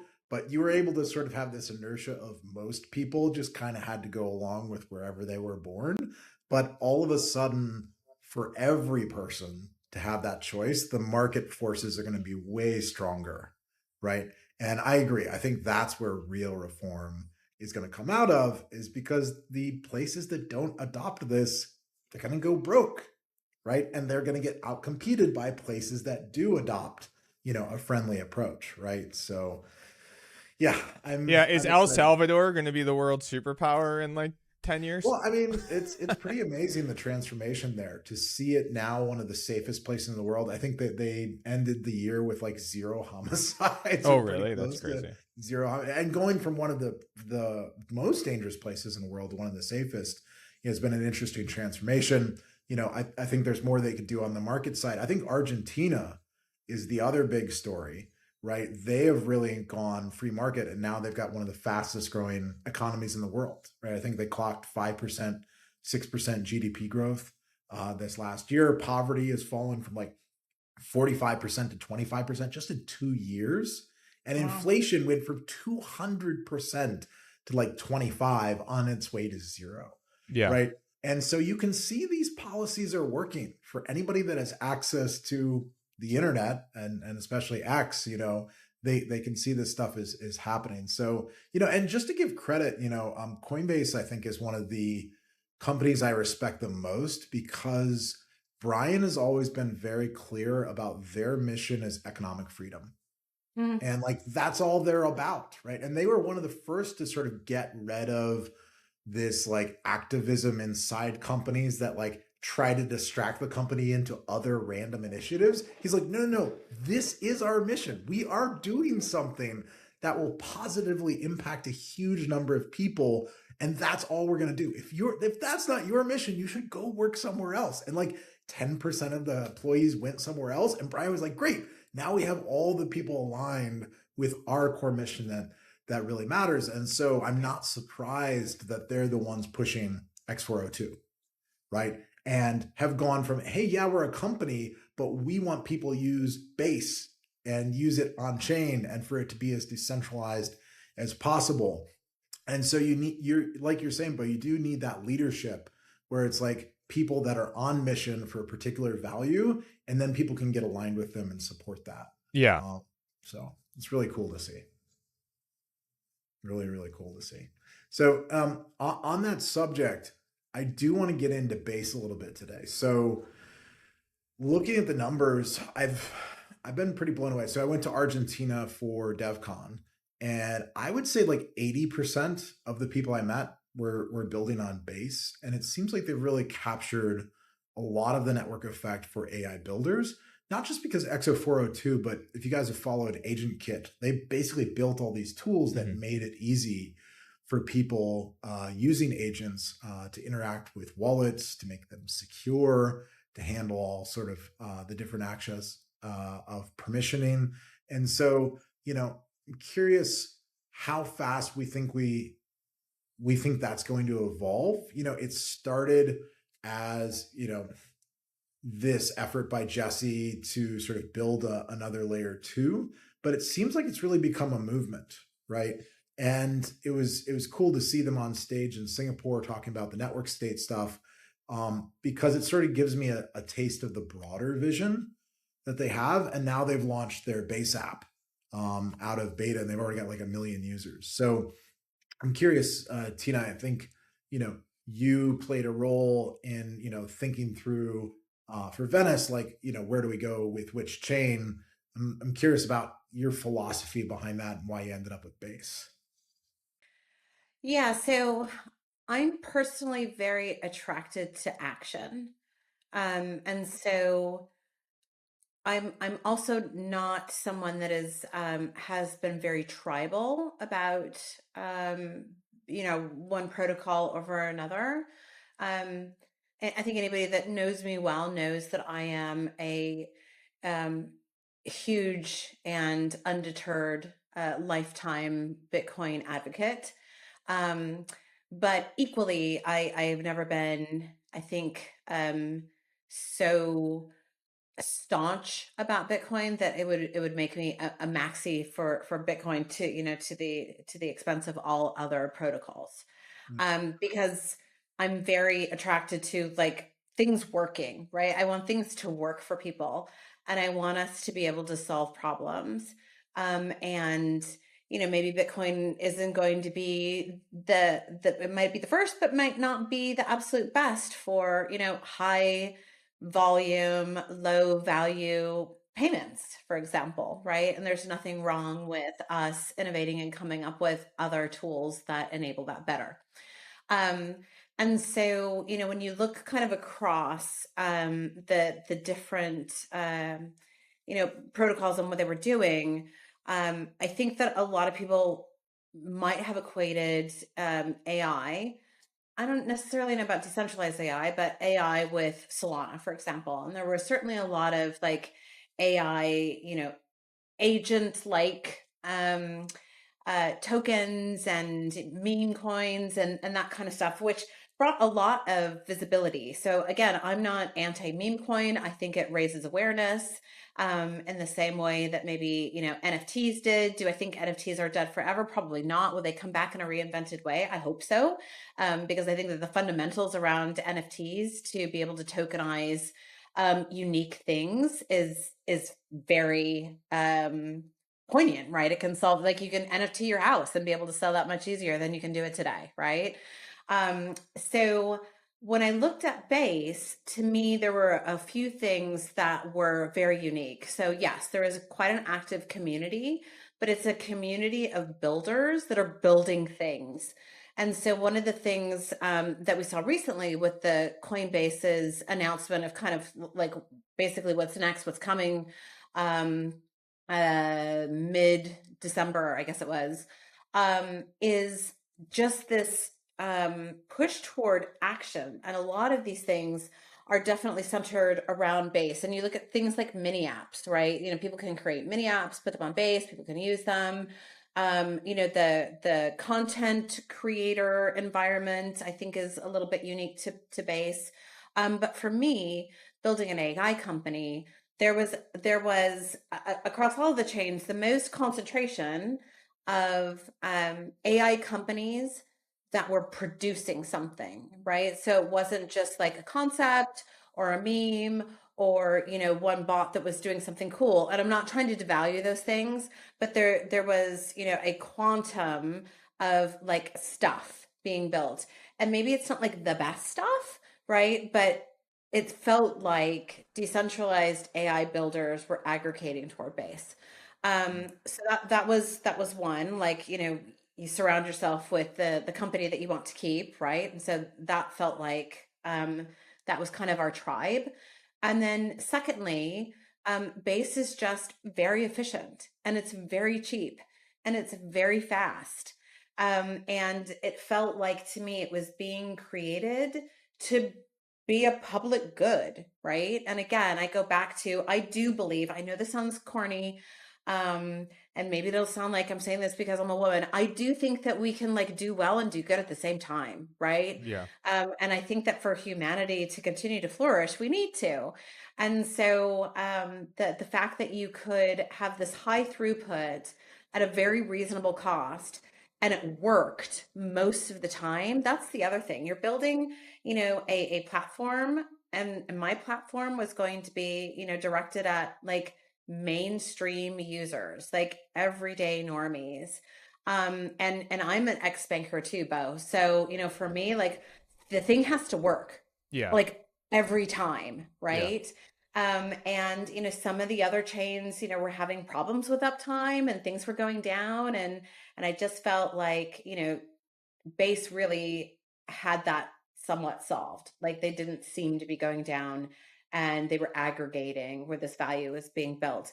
But equally, they're introducing things like, you know, X402 is a standard or agent kit. Like there are these things that they're bringing online that aren't necessarily like to make a bunch of money for base, but it is to create this, you know, I don't want to misuse a network state, but to create this kind of like platform so that it makes it easier for people to build things that people can actually use um, reliably and inexpensively. And I Yeah. like that.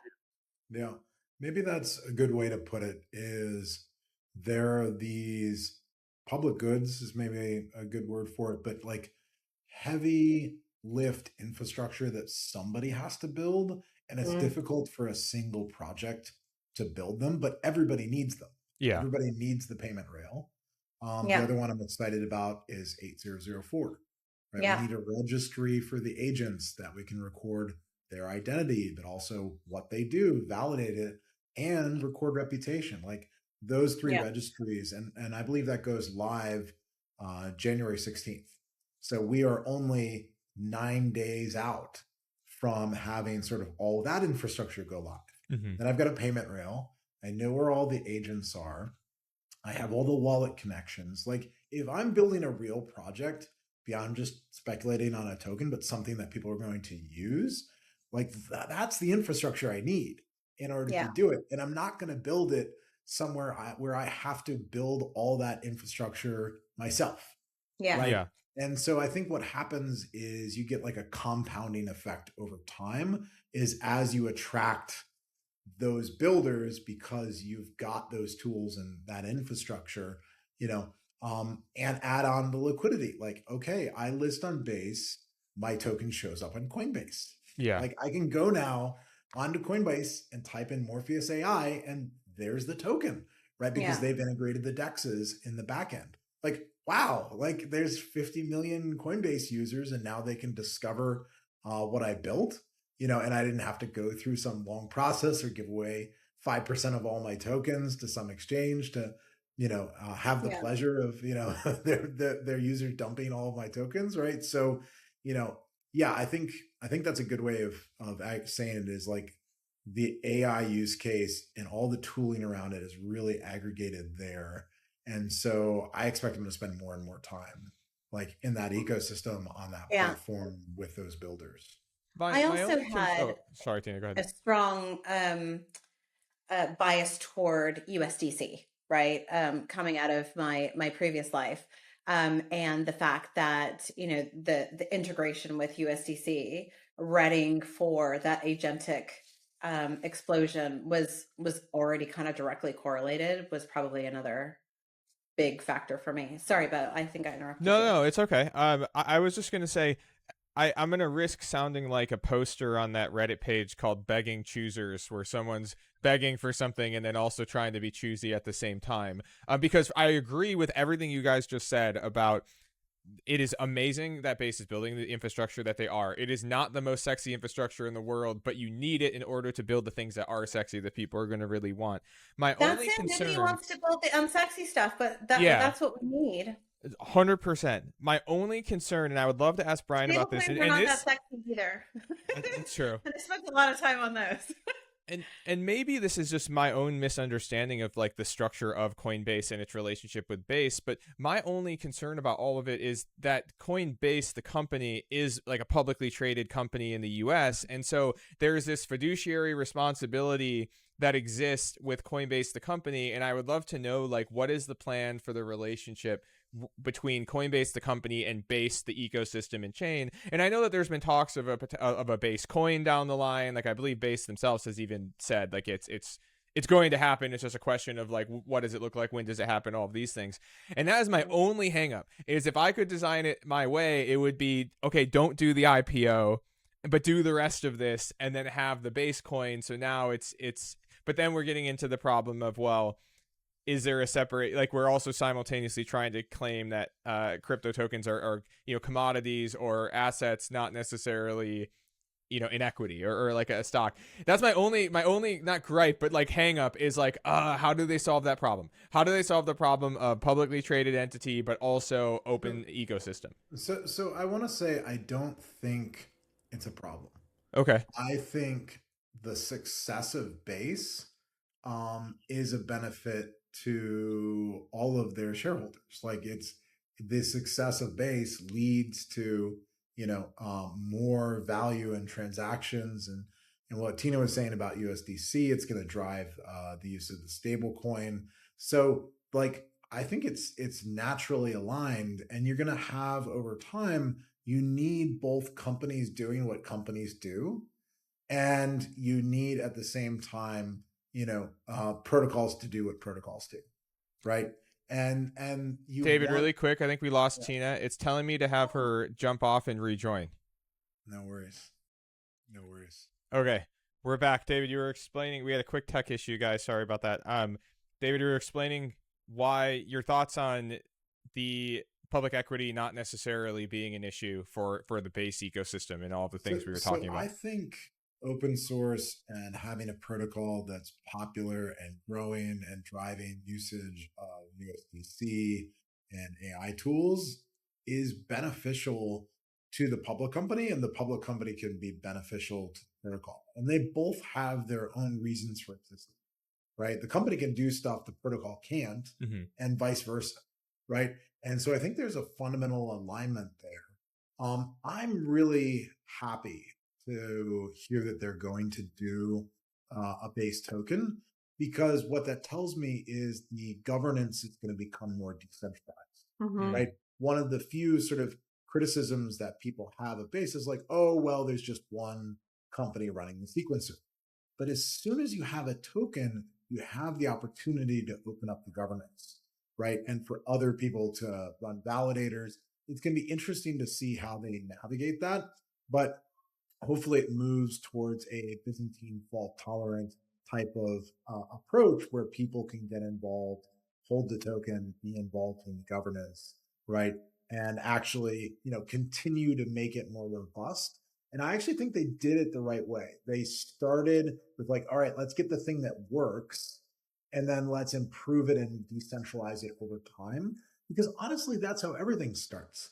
Bitcoin started with one guy, right? And then there was one guy and one engineer, right? And it became decentralized over time, but people sort of, come in 10 years later and imagined it was all, decentralized day one, when that wasn't the case with Bitcoin. It wasn't the case with Ethereum, and so I think they've done a good job of building the community, and now they're sort of strengthening the infrastructure. And so I think that's going to be really interesting to see how that evolves. I was just realizing while you were talking that once equities are further tokenized, which is in an inevitability. I mean, everything will be tokenized, in my opinion. You could have a DAO on Base that acquires a majority share of Coinbase equity on chain, and then you would have the largest share of voting in the hands of a DAO. So you could actually like Trojan horse the decentralization even of the equity, now that I think about it. Well, that's the crazy thing, is it's going to move back and forth, right? Because now everybody's tokenizing equities. So the stocks are on chain, and then the protocol tokens are getting bought by companies and held in equities. And so it's going to go both ways. I don't think who's making BlackRock DAO? That's what I want to know. Exactly. Well, it'd be interesting. Teana, you told me an interesting story of your Wall Street days, and I guess they weren't a fan of your passion for Bitcoin. I don't know if you want to sort of tell about that. And have you seen the culture shift now that 10 years later, it's been so successful? Oh yeah, I mean, who announced yesterday? Morgan Stanley, that they're doing a ETF. Yeah, I mean, yes. When I left banking, it was I was up for promotion, and it's like the promotion I had been working toward. And it was one of those things, I remember very vividly that I thought, okay, this is it. This is what I have been, investing all this time and energy into. And they said, so there's a couple things that you need to be aware of to ensure that your promotion goes through, because it's kind of like there's a committee and there's people, and if you don't know all the people on the committee, then you want them to know you, and you want people to be talking about you for the right reasons, and so they give you a bit of time to kind of position yourself. It's very political, and I didn't really like that. But the feedback that I got was that while my side of the desk initiatives that were primarily focused on, again, kind of micropayments, were interesting, but they were very niche and ideally not really the target audience or the target customer for our bank, because these products were really more designed for poor people. And the bank didn't have an appetite to start banking a bunch of poor people. And two, that I needed to stop talking about Bitcoin because people thought I was weird. Well, the flip side of that was that anytime somebody wanted to talk about DLT or blockchain, or we needed to build these cool interactive, I forgot, like the Microsoft goggles where you could do things with your hands. I forget what it was called now. It wasn't Oculus, but it was like a version of this, right? And you could do this whole interactive thing. And I built this room for our activation during Davos. So, this very kind of WEF focused, how do goods move around the world, and this trade finance thing, how DLT was going to change all of this DLT. So anytime somebody wanted to talk about blockchain, they roped me into the conversation, because there was not a lot of people in the bank at that time that understood what it was, but stopped talking about Bitcoin. So, blockchain good, Bitcoin bad. And I got my promotion, and then I quit.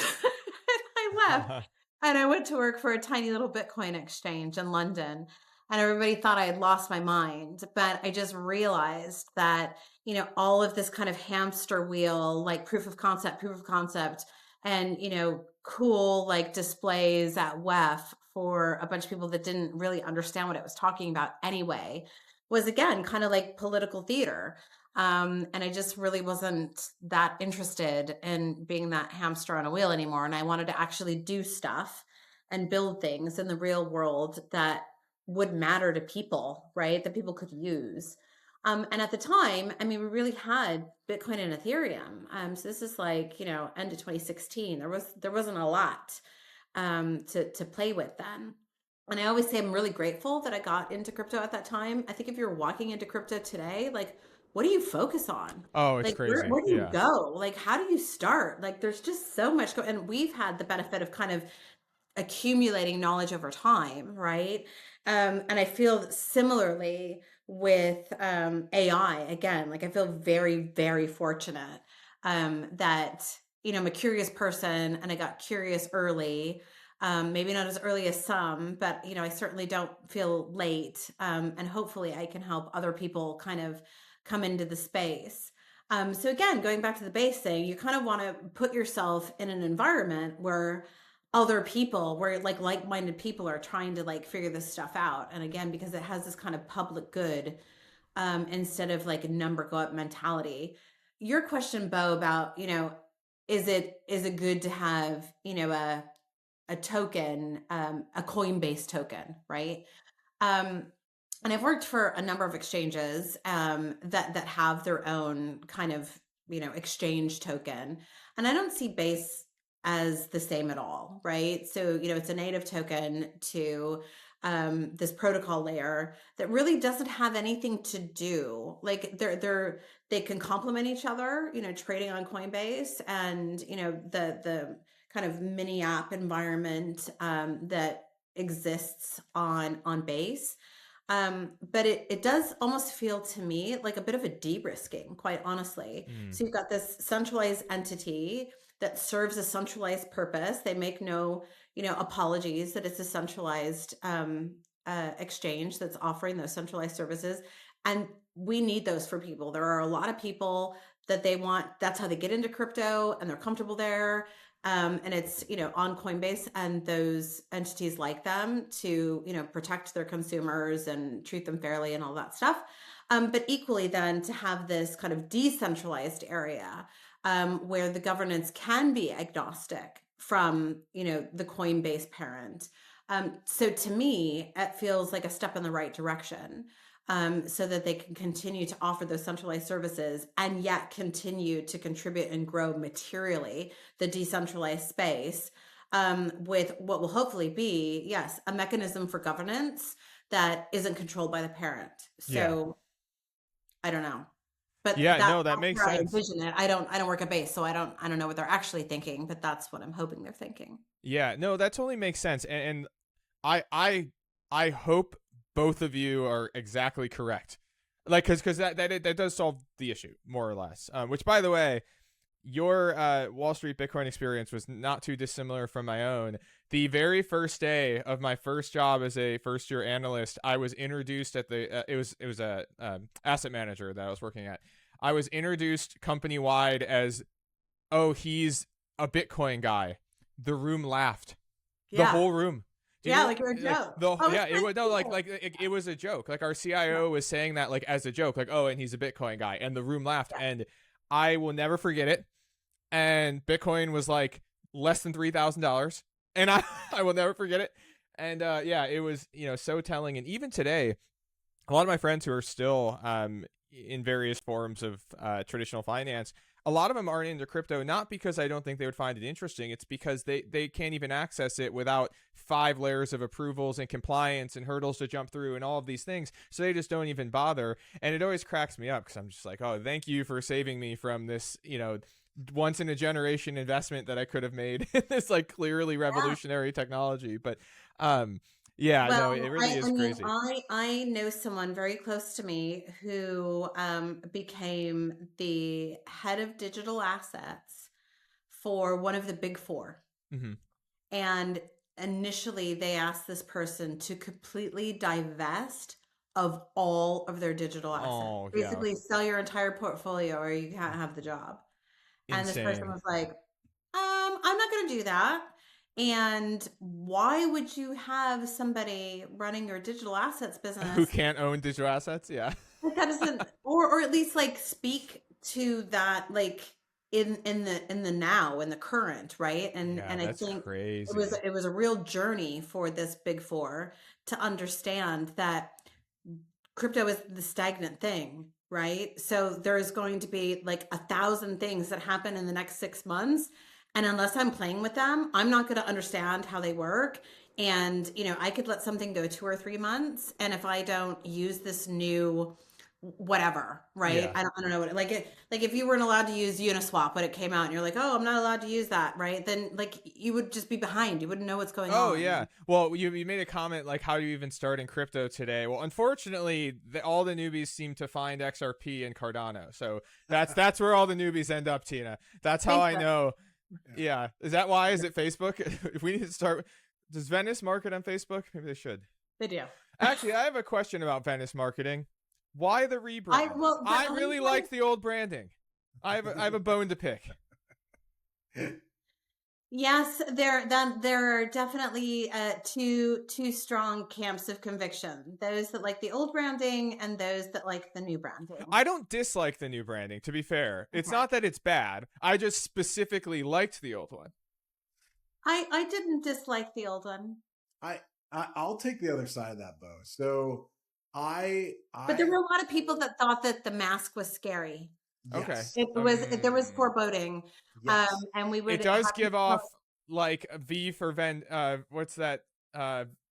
vendetta. Yeah, the vendetta mask. I Yes, actually yeah. thought that would have been better, like if you had just leaned into the Guy Fawkes mask, but it doesn't really fit Guy the whole Fawkes, Venice theme at all, right? So, Yeah, No, it fits wasn't into meant the to be- shady it wasn't meant to supercoder be, theme. Yeah. Yeah. It was literally meant to be a Venetian mask, so yes, it wasn't meant to be ominous.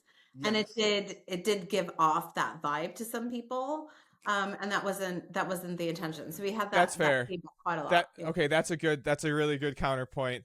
Yeah. Maybe down the line, just an idea, Venice does like a throwback where I can flip it into dark mode, and then it goes back to the Retro? the old Retro scary Venice? branding. Yeah. Well, last time David was over, he cleaned me out of my retro Venice t-shirts. Oh, So do you I have them don't at know your where house, those got David? regifted, but there was a handful tucked away, and they're now all out in the world. So Ooh, they're Yes. vintage. Yeah, I like it. No, that's a fun collectible. I've still got on my phone the original logo because I guess that's when I first started using the app, and so Yeah, the web app. I do too. I refuse to update it. Yeah, yeah. that's funny. So, Bo, on the subject of 2026, it feels like there's a lot of momentum going into the first week of the year for like the whole acceleration narrative, the whole Mhm. singularity narrative is top of mind. Elon just went on Moonshots, which is Peter Deramanis's podcast, and kind of like nerded out with like the optimists, the Yeah. techno accelerationists.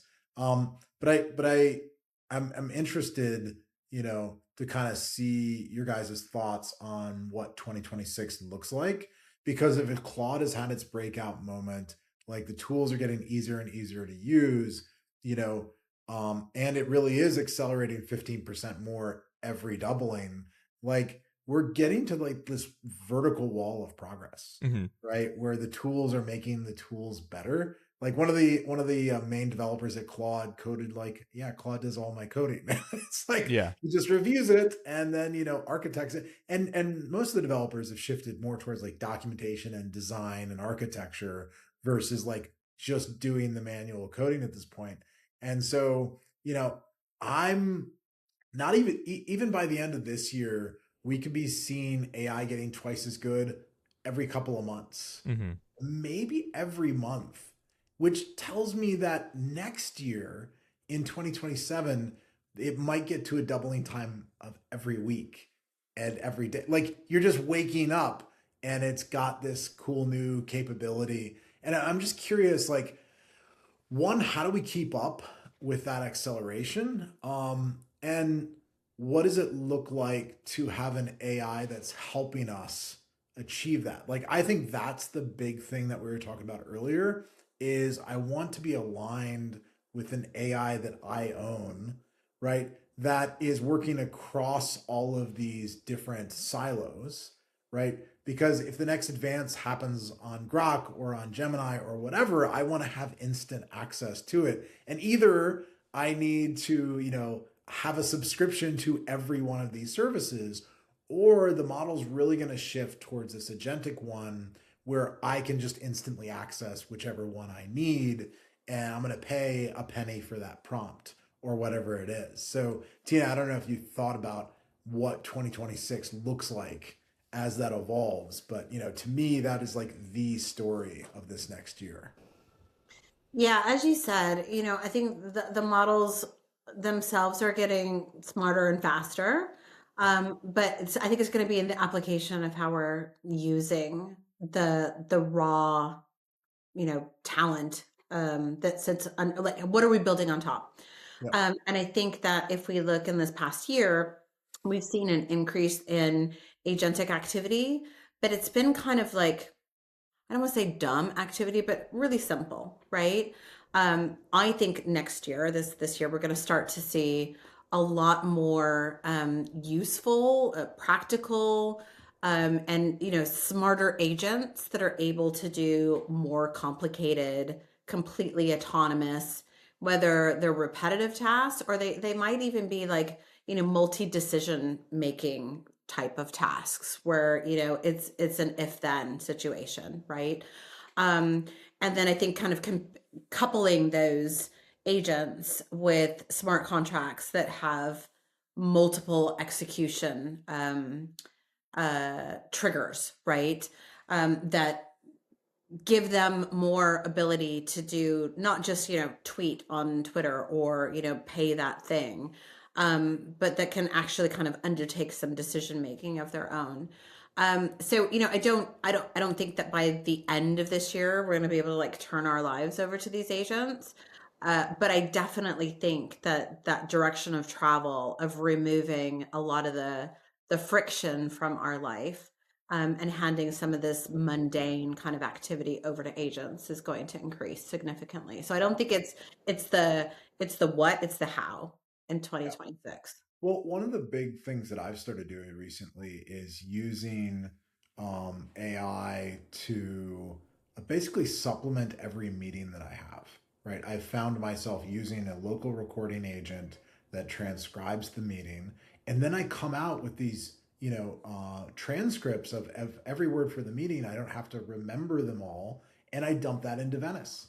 And then Venice will produce these beautiful summaries of next action items and everything that I need to do, instead of like somebody at the meeting had to be responsible for recording the notes and kind of got their version of their notes or their priority. Now I'm getting this neutral, accurate, highly, specific and curated to-do list that comes out of every meeting. And so I went maybe last year from using AI once or twice a day to now I basically use it in every meeting that I have. So if I have 3 or 4 meetings, So I have a challenge for you, right?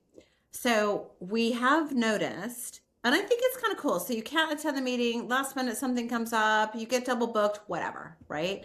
And somebody's AI shows up to the meeting, right? Instead, so you send your AI to the meeting instead of you. How long before meetings are convened and there's no people in the meetings? And Oh then what yeah. happens? Are the AI like, do we have to like send the AI? Because right now you're sending the AI as an observer, right? Not as a participant. So are we going to start delegating like, here's my agenda for this meeting, go attend this meeting and make it so, number one? Like, how is that I going to think work? that's 100% what's going to Yeah, happen. you'll like I mean, prompt it's your just a matter of AI time. and the meeting will take 30 seconds and then you'll get it spit out like what they wanted to share, what you wanted to share. Can Yeah. I Yeah, just but you say can't. So Bo, you send your AI. Let's say we're supposed to meet, yeah. okay?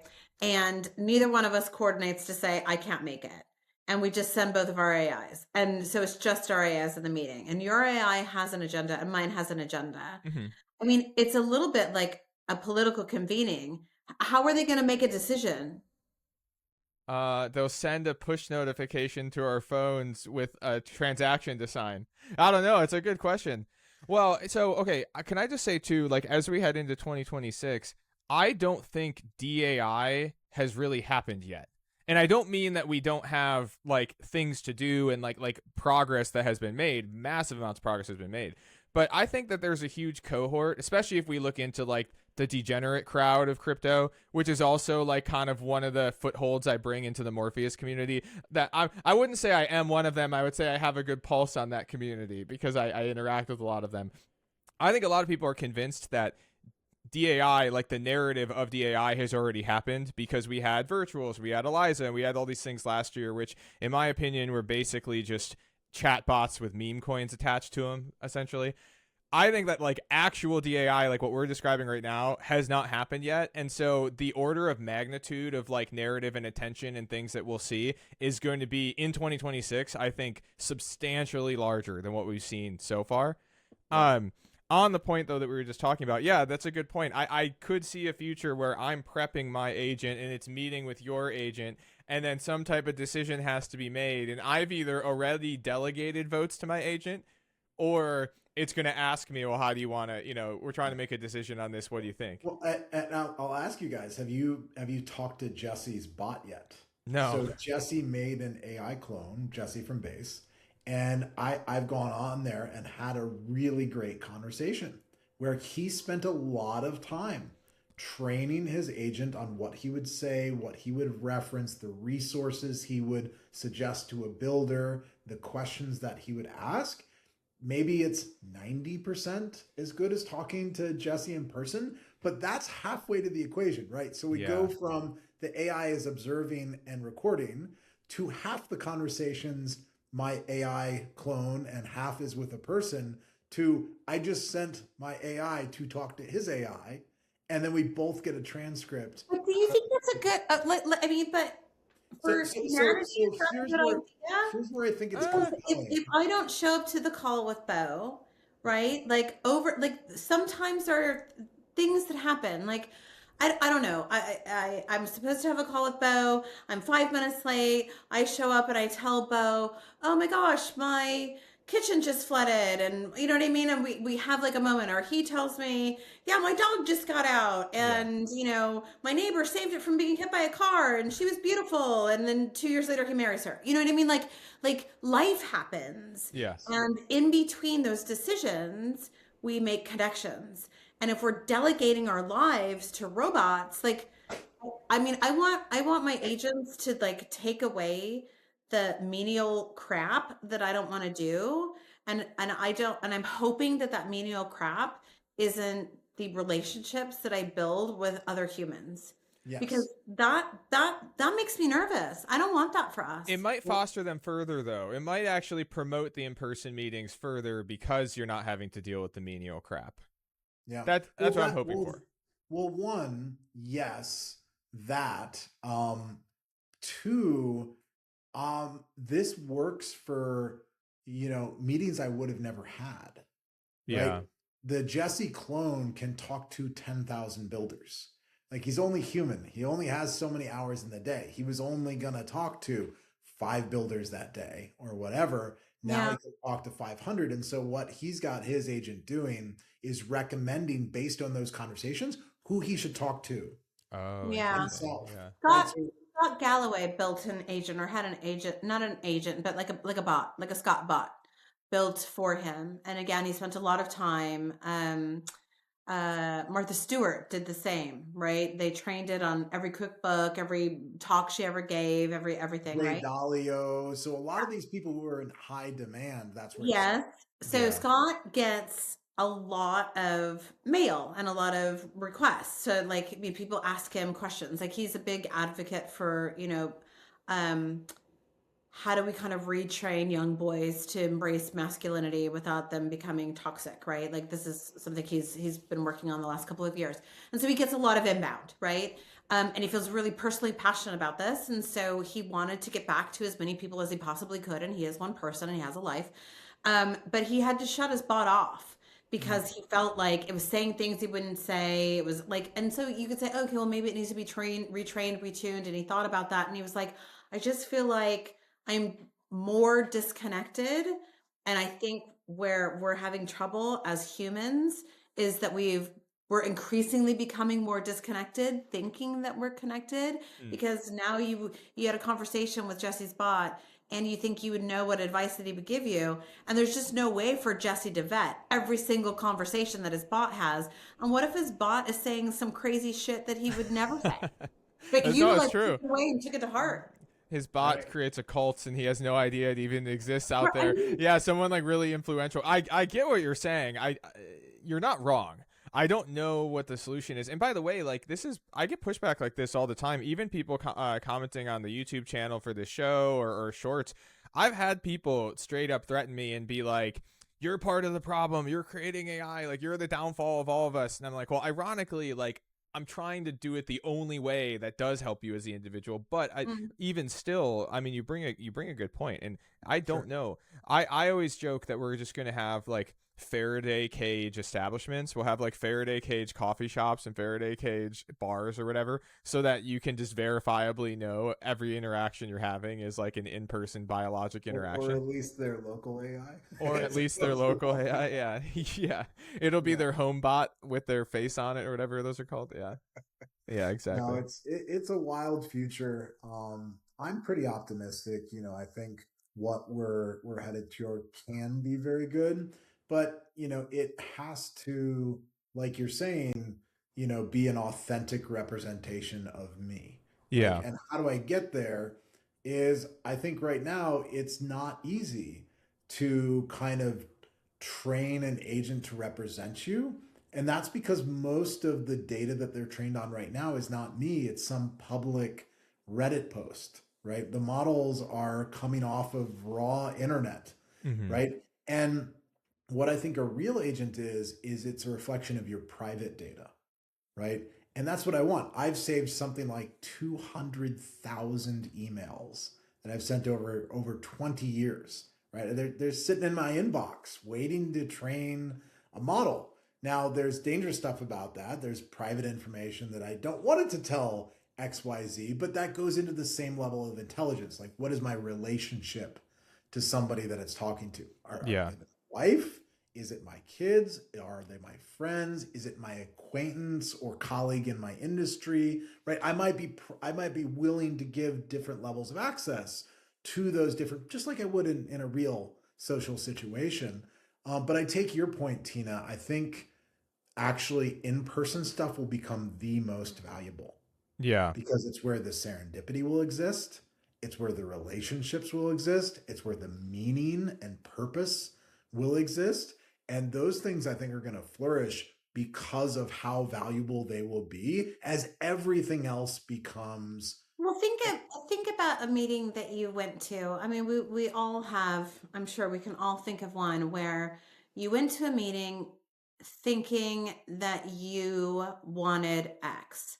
And over the course of the meeting, either you were influenced by others or your mind changed or you learned new information that like reshaped what you were thinking, or it could just be as simple as you were going to say no and you got on the phone with somebody and you liked them and you trusted them and you believed them. And so then you decided to say yes. Robots can't do that. That is what Yeah. separates humans from robots. And I am all for getting the robots to do the shitty shit that we don't want to do. And I understand that people are scared about losing their jobs and being replaced. I hope and pray that we as humans will engage these robots to have this limited scope because there's a lot of shitty shit, right? There should be more than enough to go around so that it frees our time to do things that are more meaningful and powerful and important to us and important to humanity. But the more we replace interactions with robots, we will lose inflection, compassion, negotiation, and the ability to be curious and have our minds changed. Those are inherently human traits, and I am fearful about us losing them or devaluing them. 100%. I agree. I mean, as you were talking, I was just thinking about like nonverbal cues and like different things that you have where, yeah, I mean, everyone's been there. You've been in a meeting, an interview, a date with somebody, and you're not connecting because or connecting because of something that you can't even like put your finger on, but you're like, oh, something subconsciously is either clicking or not clicking here, so this is good. Yeah, if you're delegating to an agent, I mean, that's gone. There is no Yeah. more of I that. mean, you That's a lose good the point. magic of whatever serendipity that brings people together. And there's also that fear that, like, we've all had a date or had a meeting where you're like, okay, the juju is off. And you're like, I don't know why, but it's a no. You know what I mean? Mm-hmm. Robots can't do that. It's a good point. Now I'm scared. Well, I entered this conversation feeling pretty good. Now I'm not so sure. I don't know, No, guys. be optimistic. Just be selective about what you're delegating. Yeah, that's I don't fair. want to delegate away my values or my purpose or my meaning or my relationships. I want Yeah, to. but David, if you're like, I'm going to go through my emails and I'm going to permission who gets my most sensitive shit. You know who should get your most sensitive shit? You. Yep. You, and then you share it with another person. Don't give it to an agent.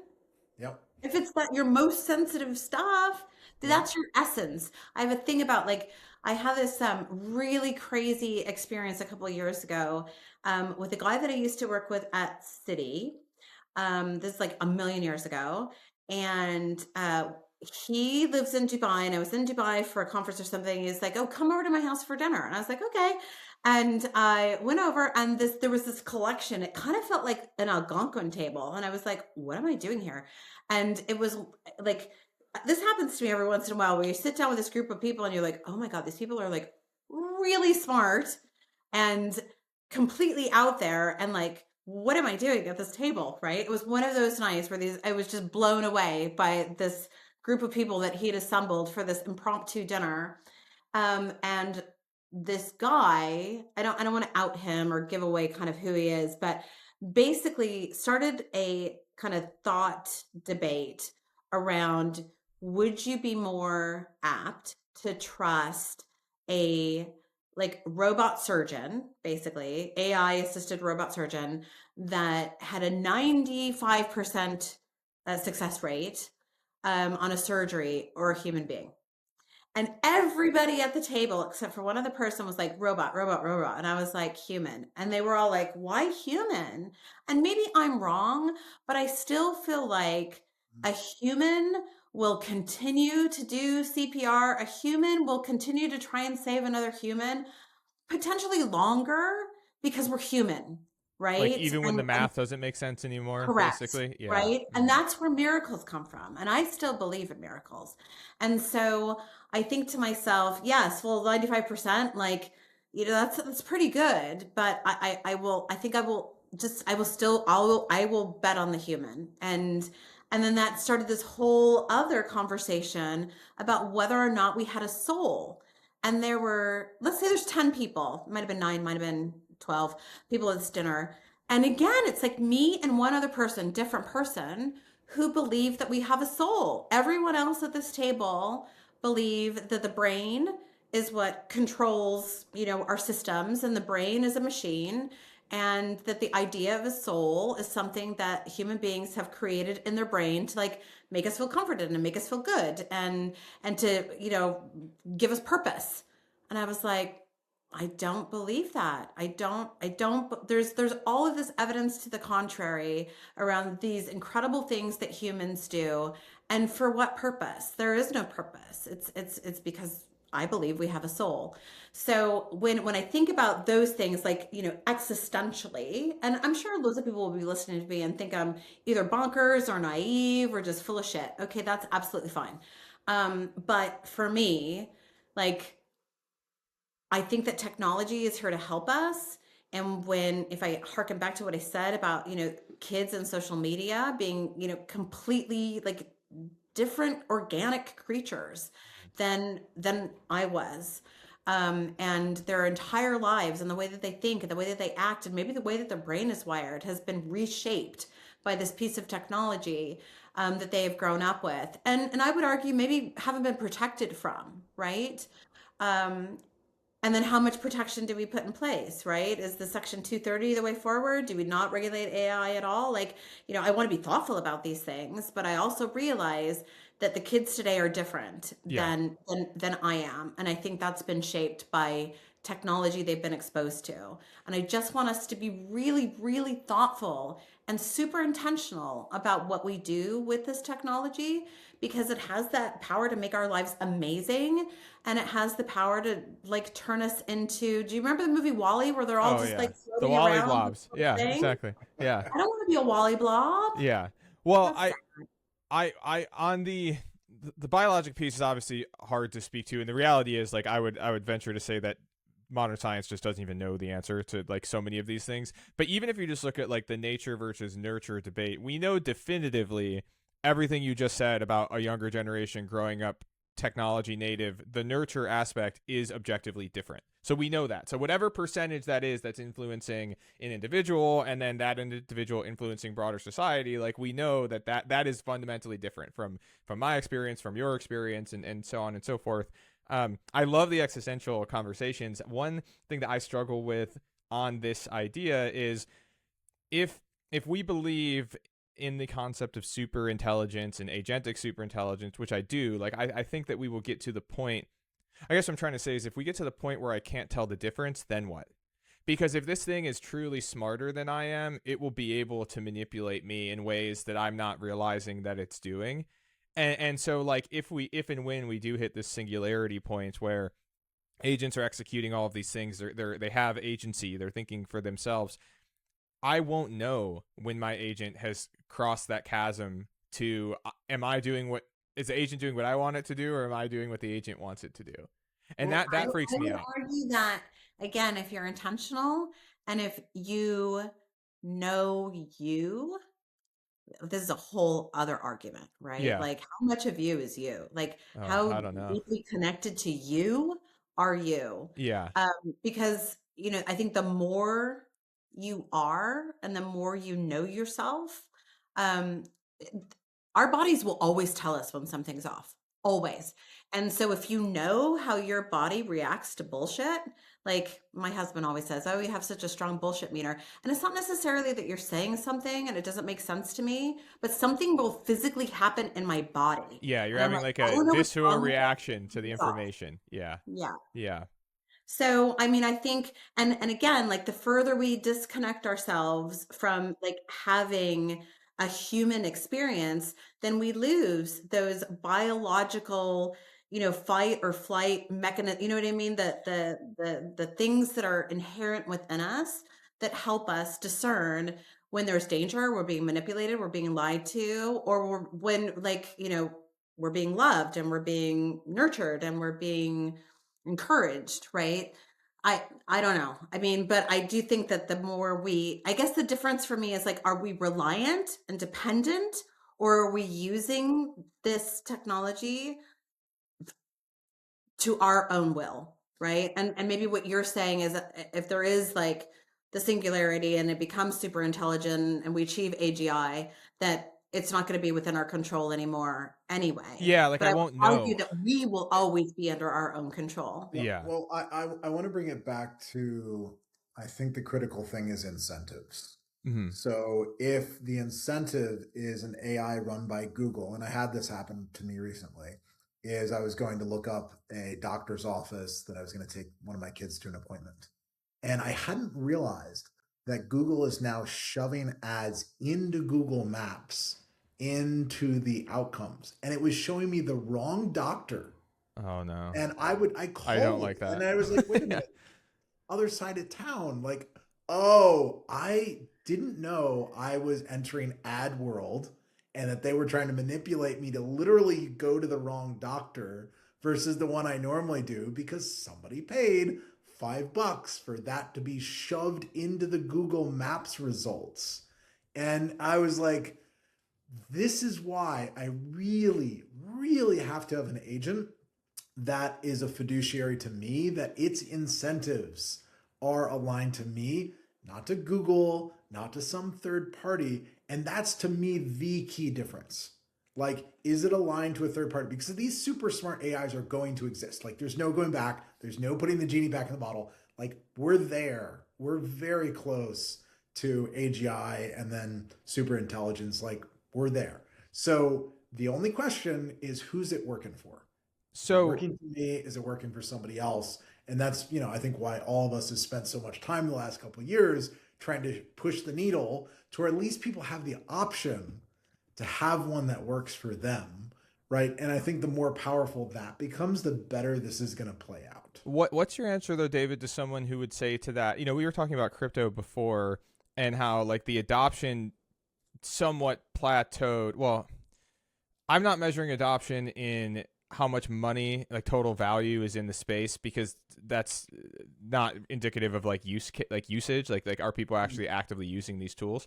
I would, from my perspective, it looks like the adoption of like DeFi has plateaued a little bit, in the sense that you get this threshold where there's only so many people who are going to learn how to use a self-custody wallet. There's only so many people who are going to learn how to do bridging across chains and all of these other things, right? And so how do we cross like that chasm of there's only so many people who are going to verify that their agent is working for them? Like if I'm just average person off the street and it becomes unavoidable that everyone's using agents, right? Like a cell phone today. Every single person uses a cell phone. No one knows how they work. Everyone uses a credit card. No one can explain to you what happens on the back end when the transaction happens. It goes back to people don't know how privacy works. That's why it's so critical that we Yeah, I guess it's the same give them the fundamental. best Yeah. defaults. It's the same answer.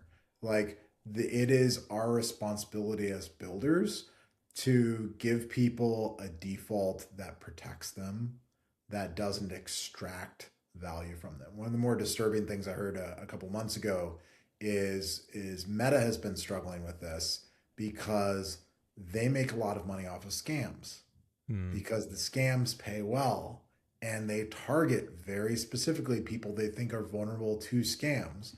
And Meta doesn't have, either by choice or by effect, enough people to sort of monitor this, so they just charge more. It's like a scam tax, but Yeah. they make something like 10% of their revenue from these activities. And like these poor people that get scammed might lose their life savings, right? So that Meta could make 10 more bucks on the ad, That's right? Which is insane. crazy. And they Yeah. even take this into account. Apparently, like they made some estimate. They're like, yeah, we're gonna get fined $1 billion, but we're gonna make $3 If billion they were going to make dollars. three, yeah.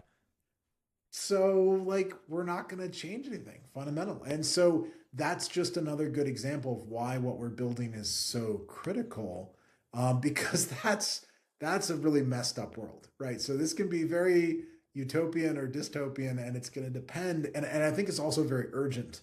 Like this isn't 20 years from now, not 10 years from now. This is right now to like the next 2 to 3 years. Like I like what you said, Tina. Start the way you want to continue, Yeah. and like the things that we build now are going to echo for the next decade and beyond, because people are just learning this new set of behaviors. They're just learning how this stuff works, right? And so if we can change the trajectory, and I believe we can, right? I think we did that with crypto. We did that with Web3, but we do have to get the interfaces easy enough for people to use so we can break out past that initial set of people that are willing to do the technical lift, right? We got to get this out to everybody else. So to me, it's a race. We got to pour resources, we have to pour time and energy, and I can't possibly think of anything more important than like solving that problem, right? Dang, well said. I agree. What do you think, guys? I feel like, what are we at? We're at probably 2 hours 20 minutes or so. Yep, something like that. No, it's been an Should amazing we conversation. call it? Yeah. Yeah, and I love what you said about the soul team. I feel the same way, and I actually think there is being an awakening, and people are kind of realizing some of this other stuff isn't working, and like there's meaning and purpose to life, and let's lean into that. Yeah. Well, it was genuinely one of those things where I thought during the conversation, like, this dinner was like, I don't know, 4 hours or something.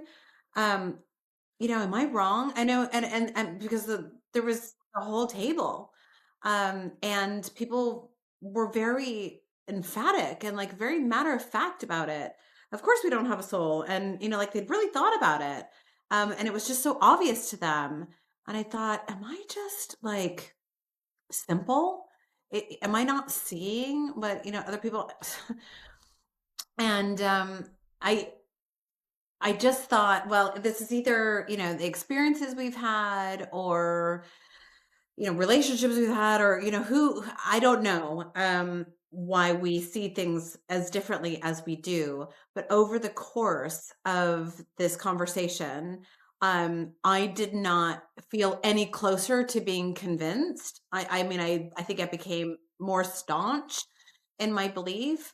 And it was an interesting experience for me because usually when you have an experience like that you do come away thinking maybe I need to go away and like rethink this, maybe I need to do some research, right? Like if everybody in the room is like we don't have a soul and I'm like of course we do, like why am I the only one that thinks this?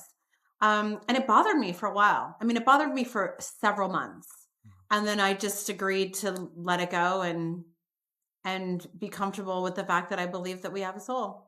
And that was the end. So I don't know. Awesome. Well, this has been a really cool conversation. I love this this format of just talking and having a conversation. So Yeah, likewise. You're listening to Brain Power.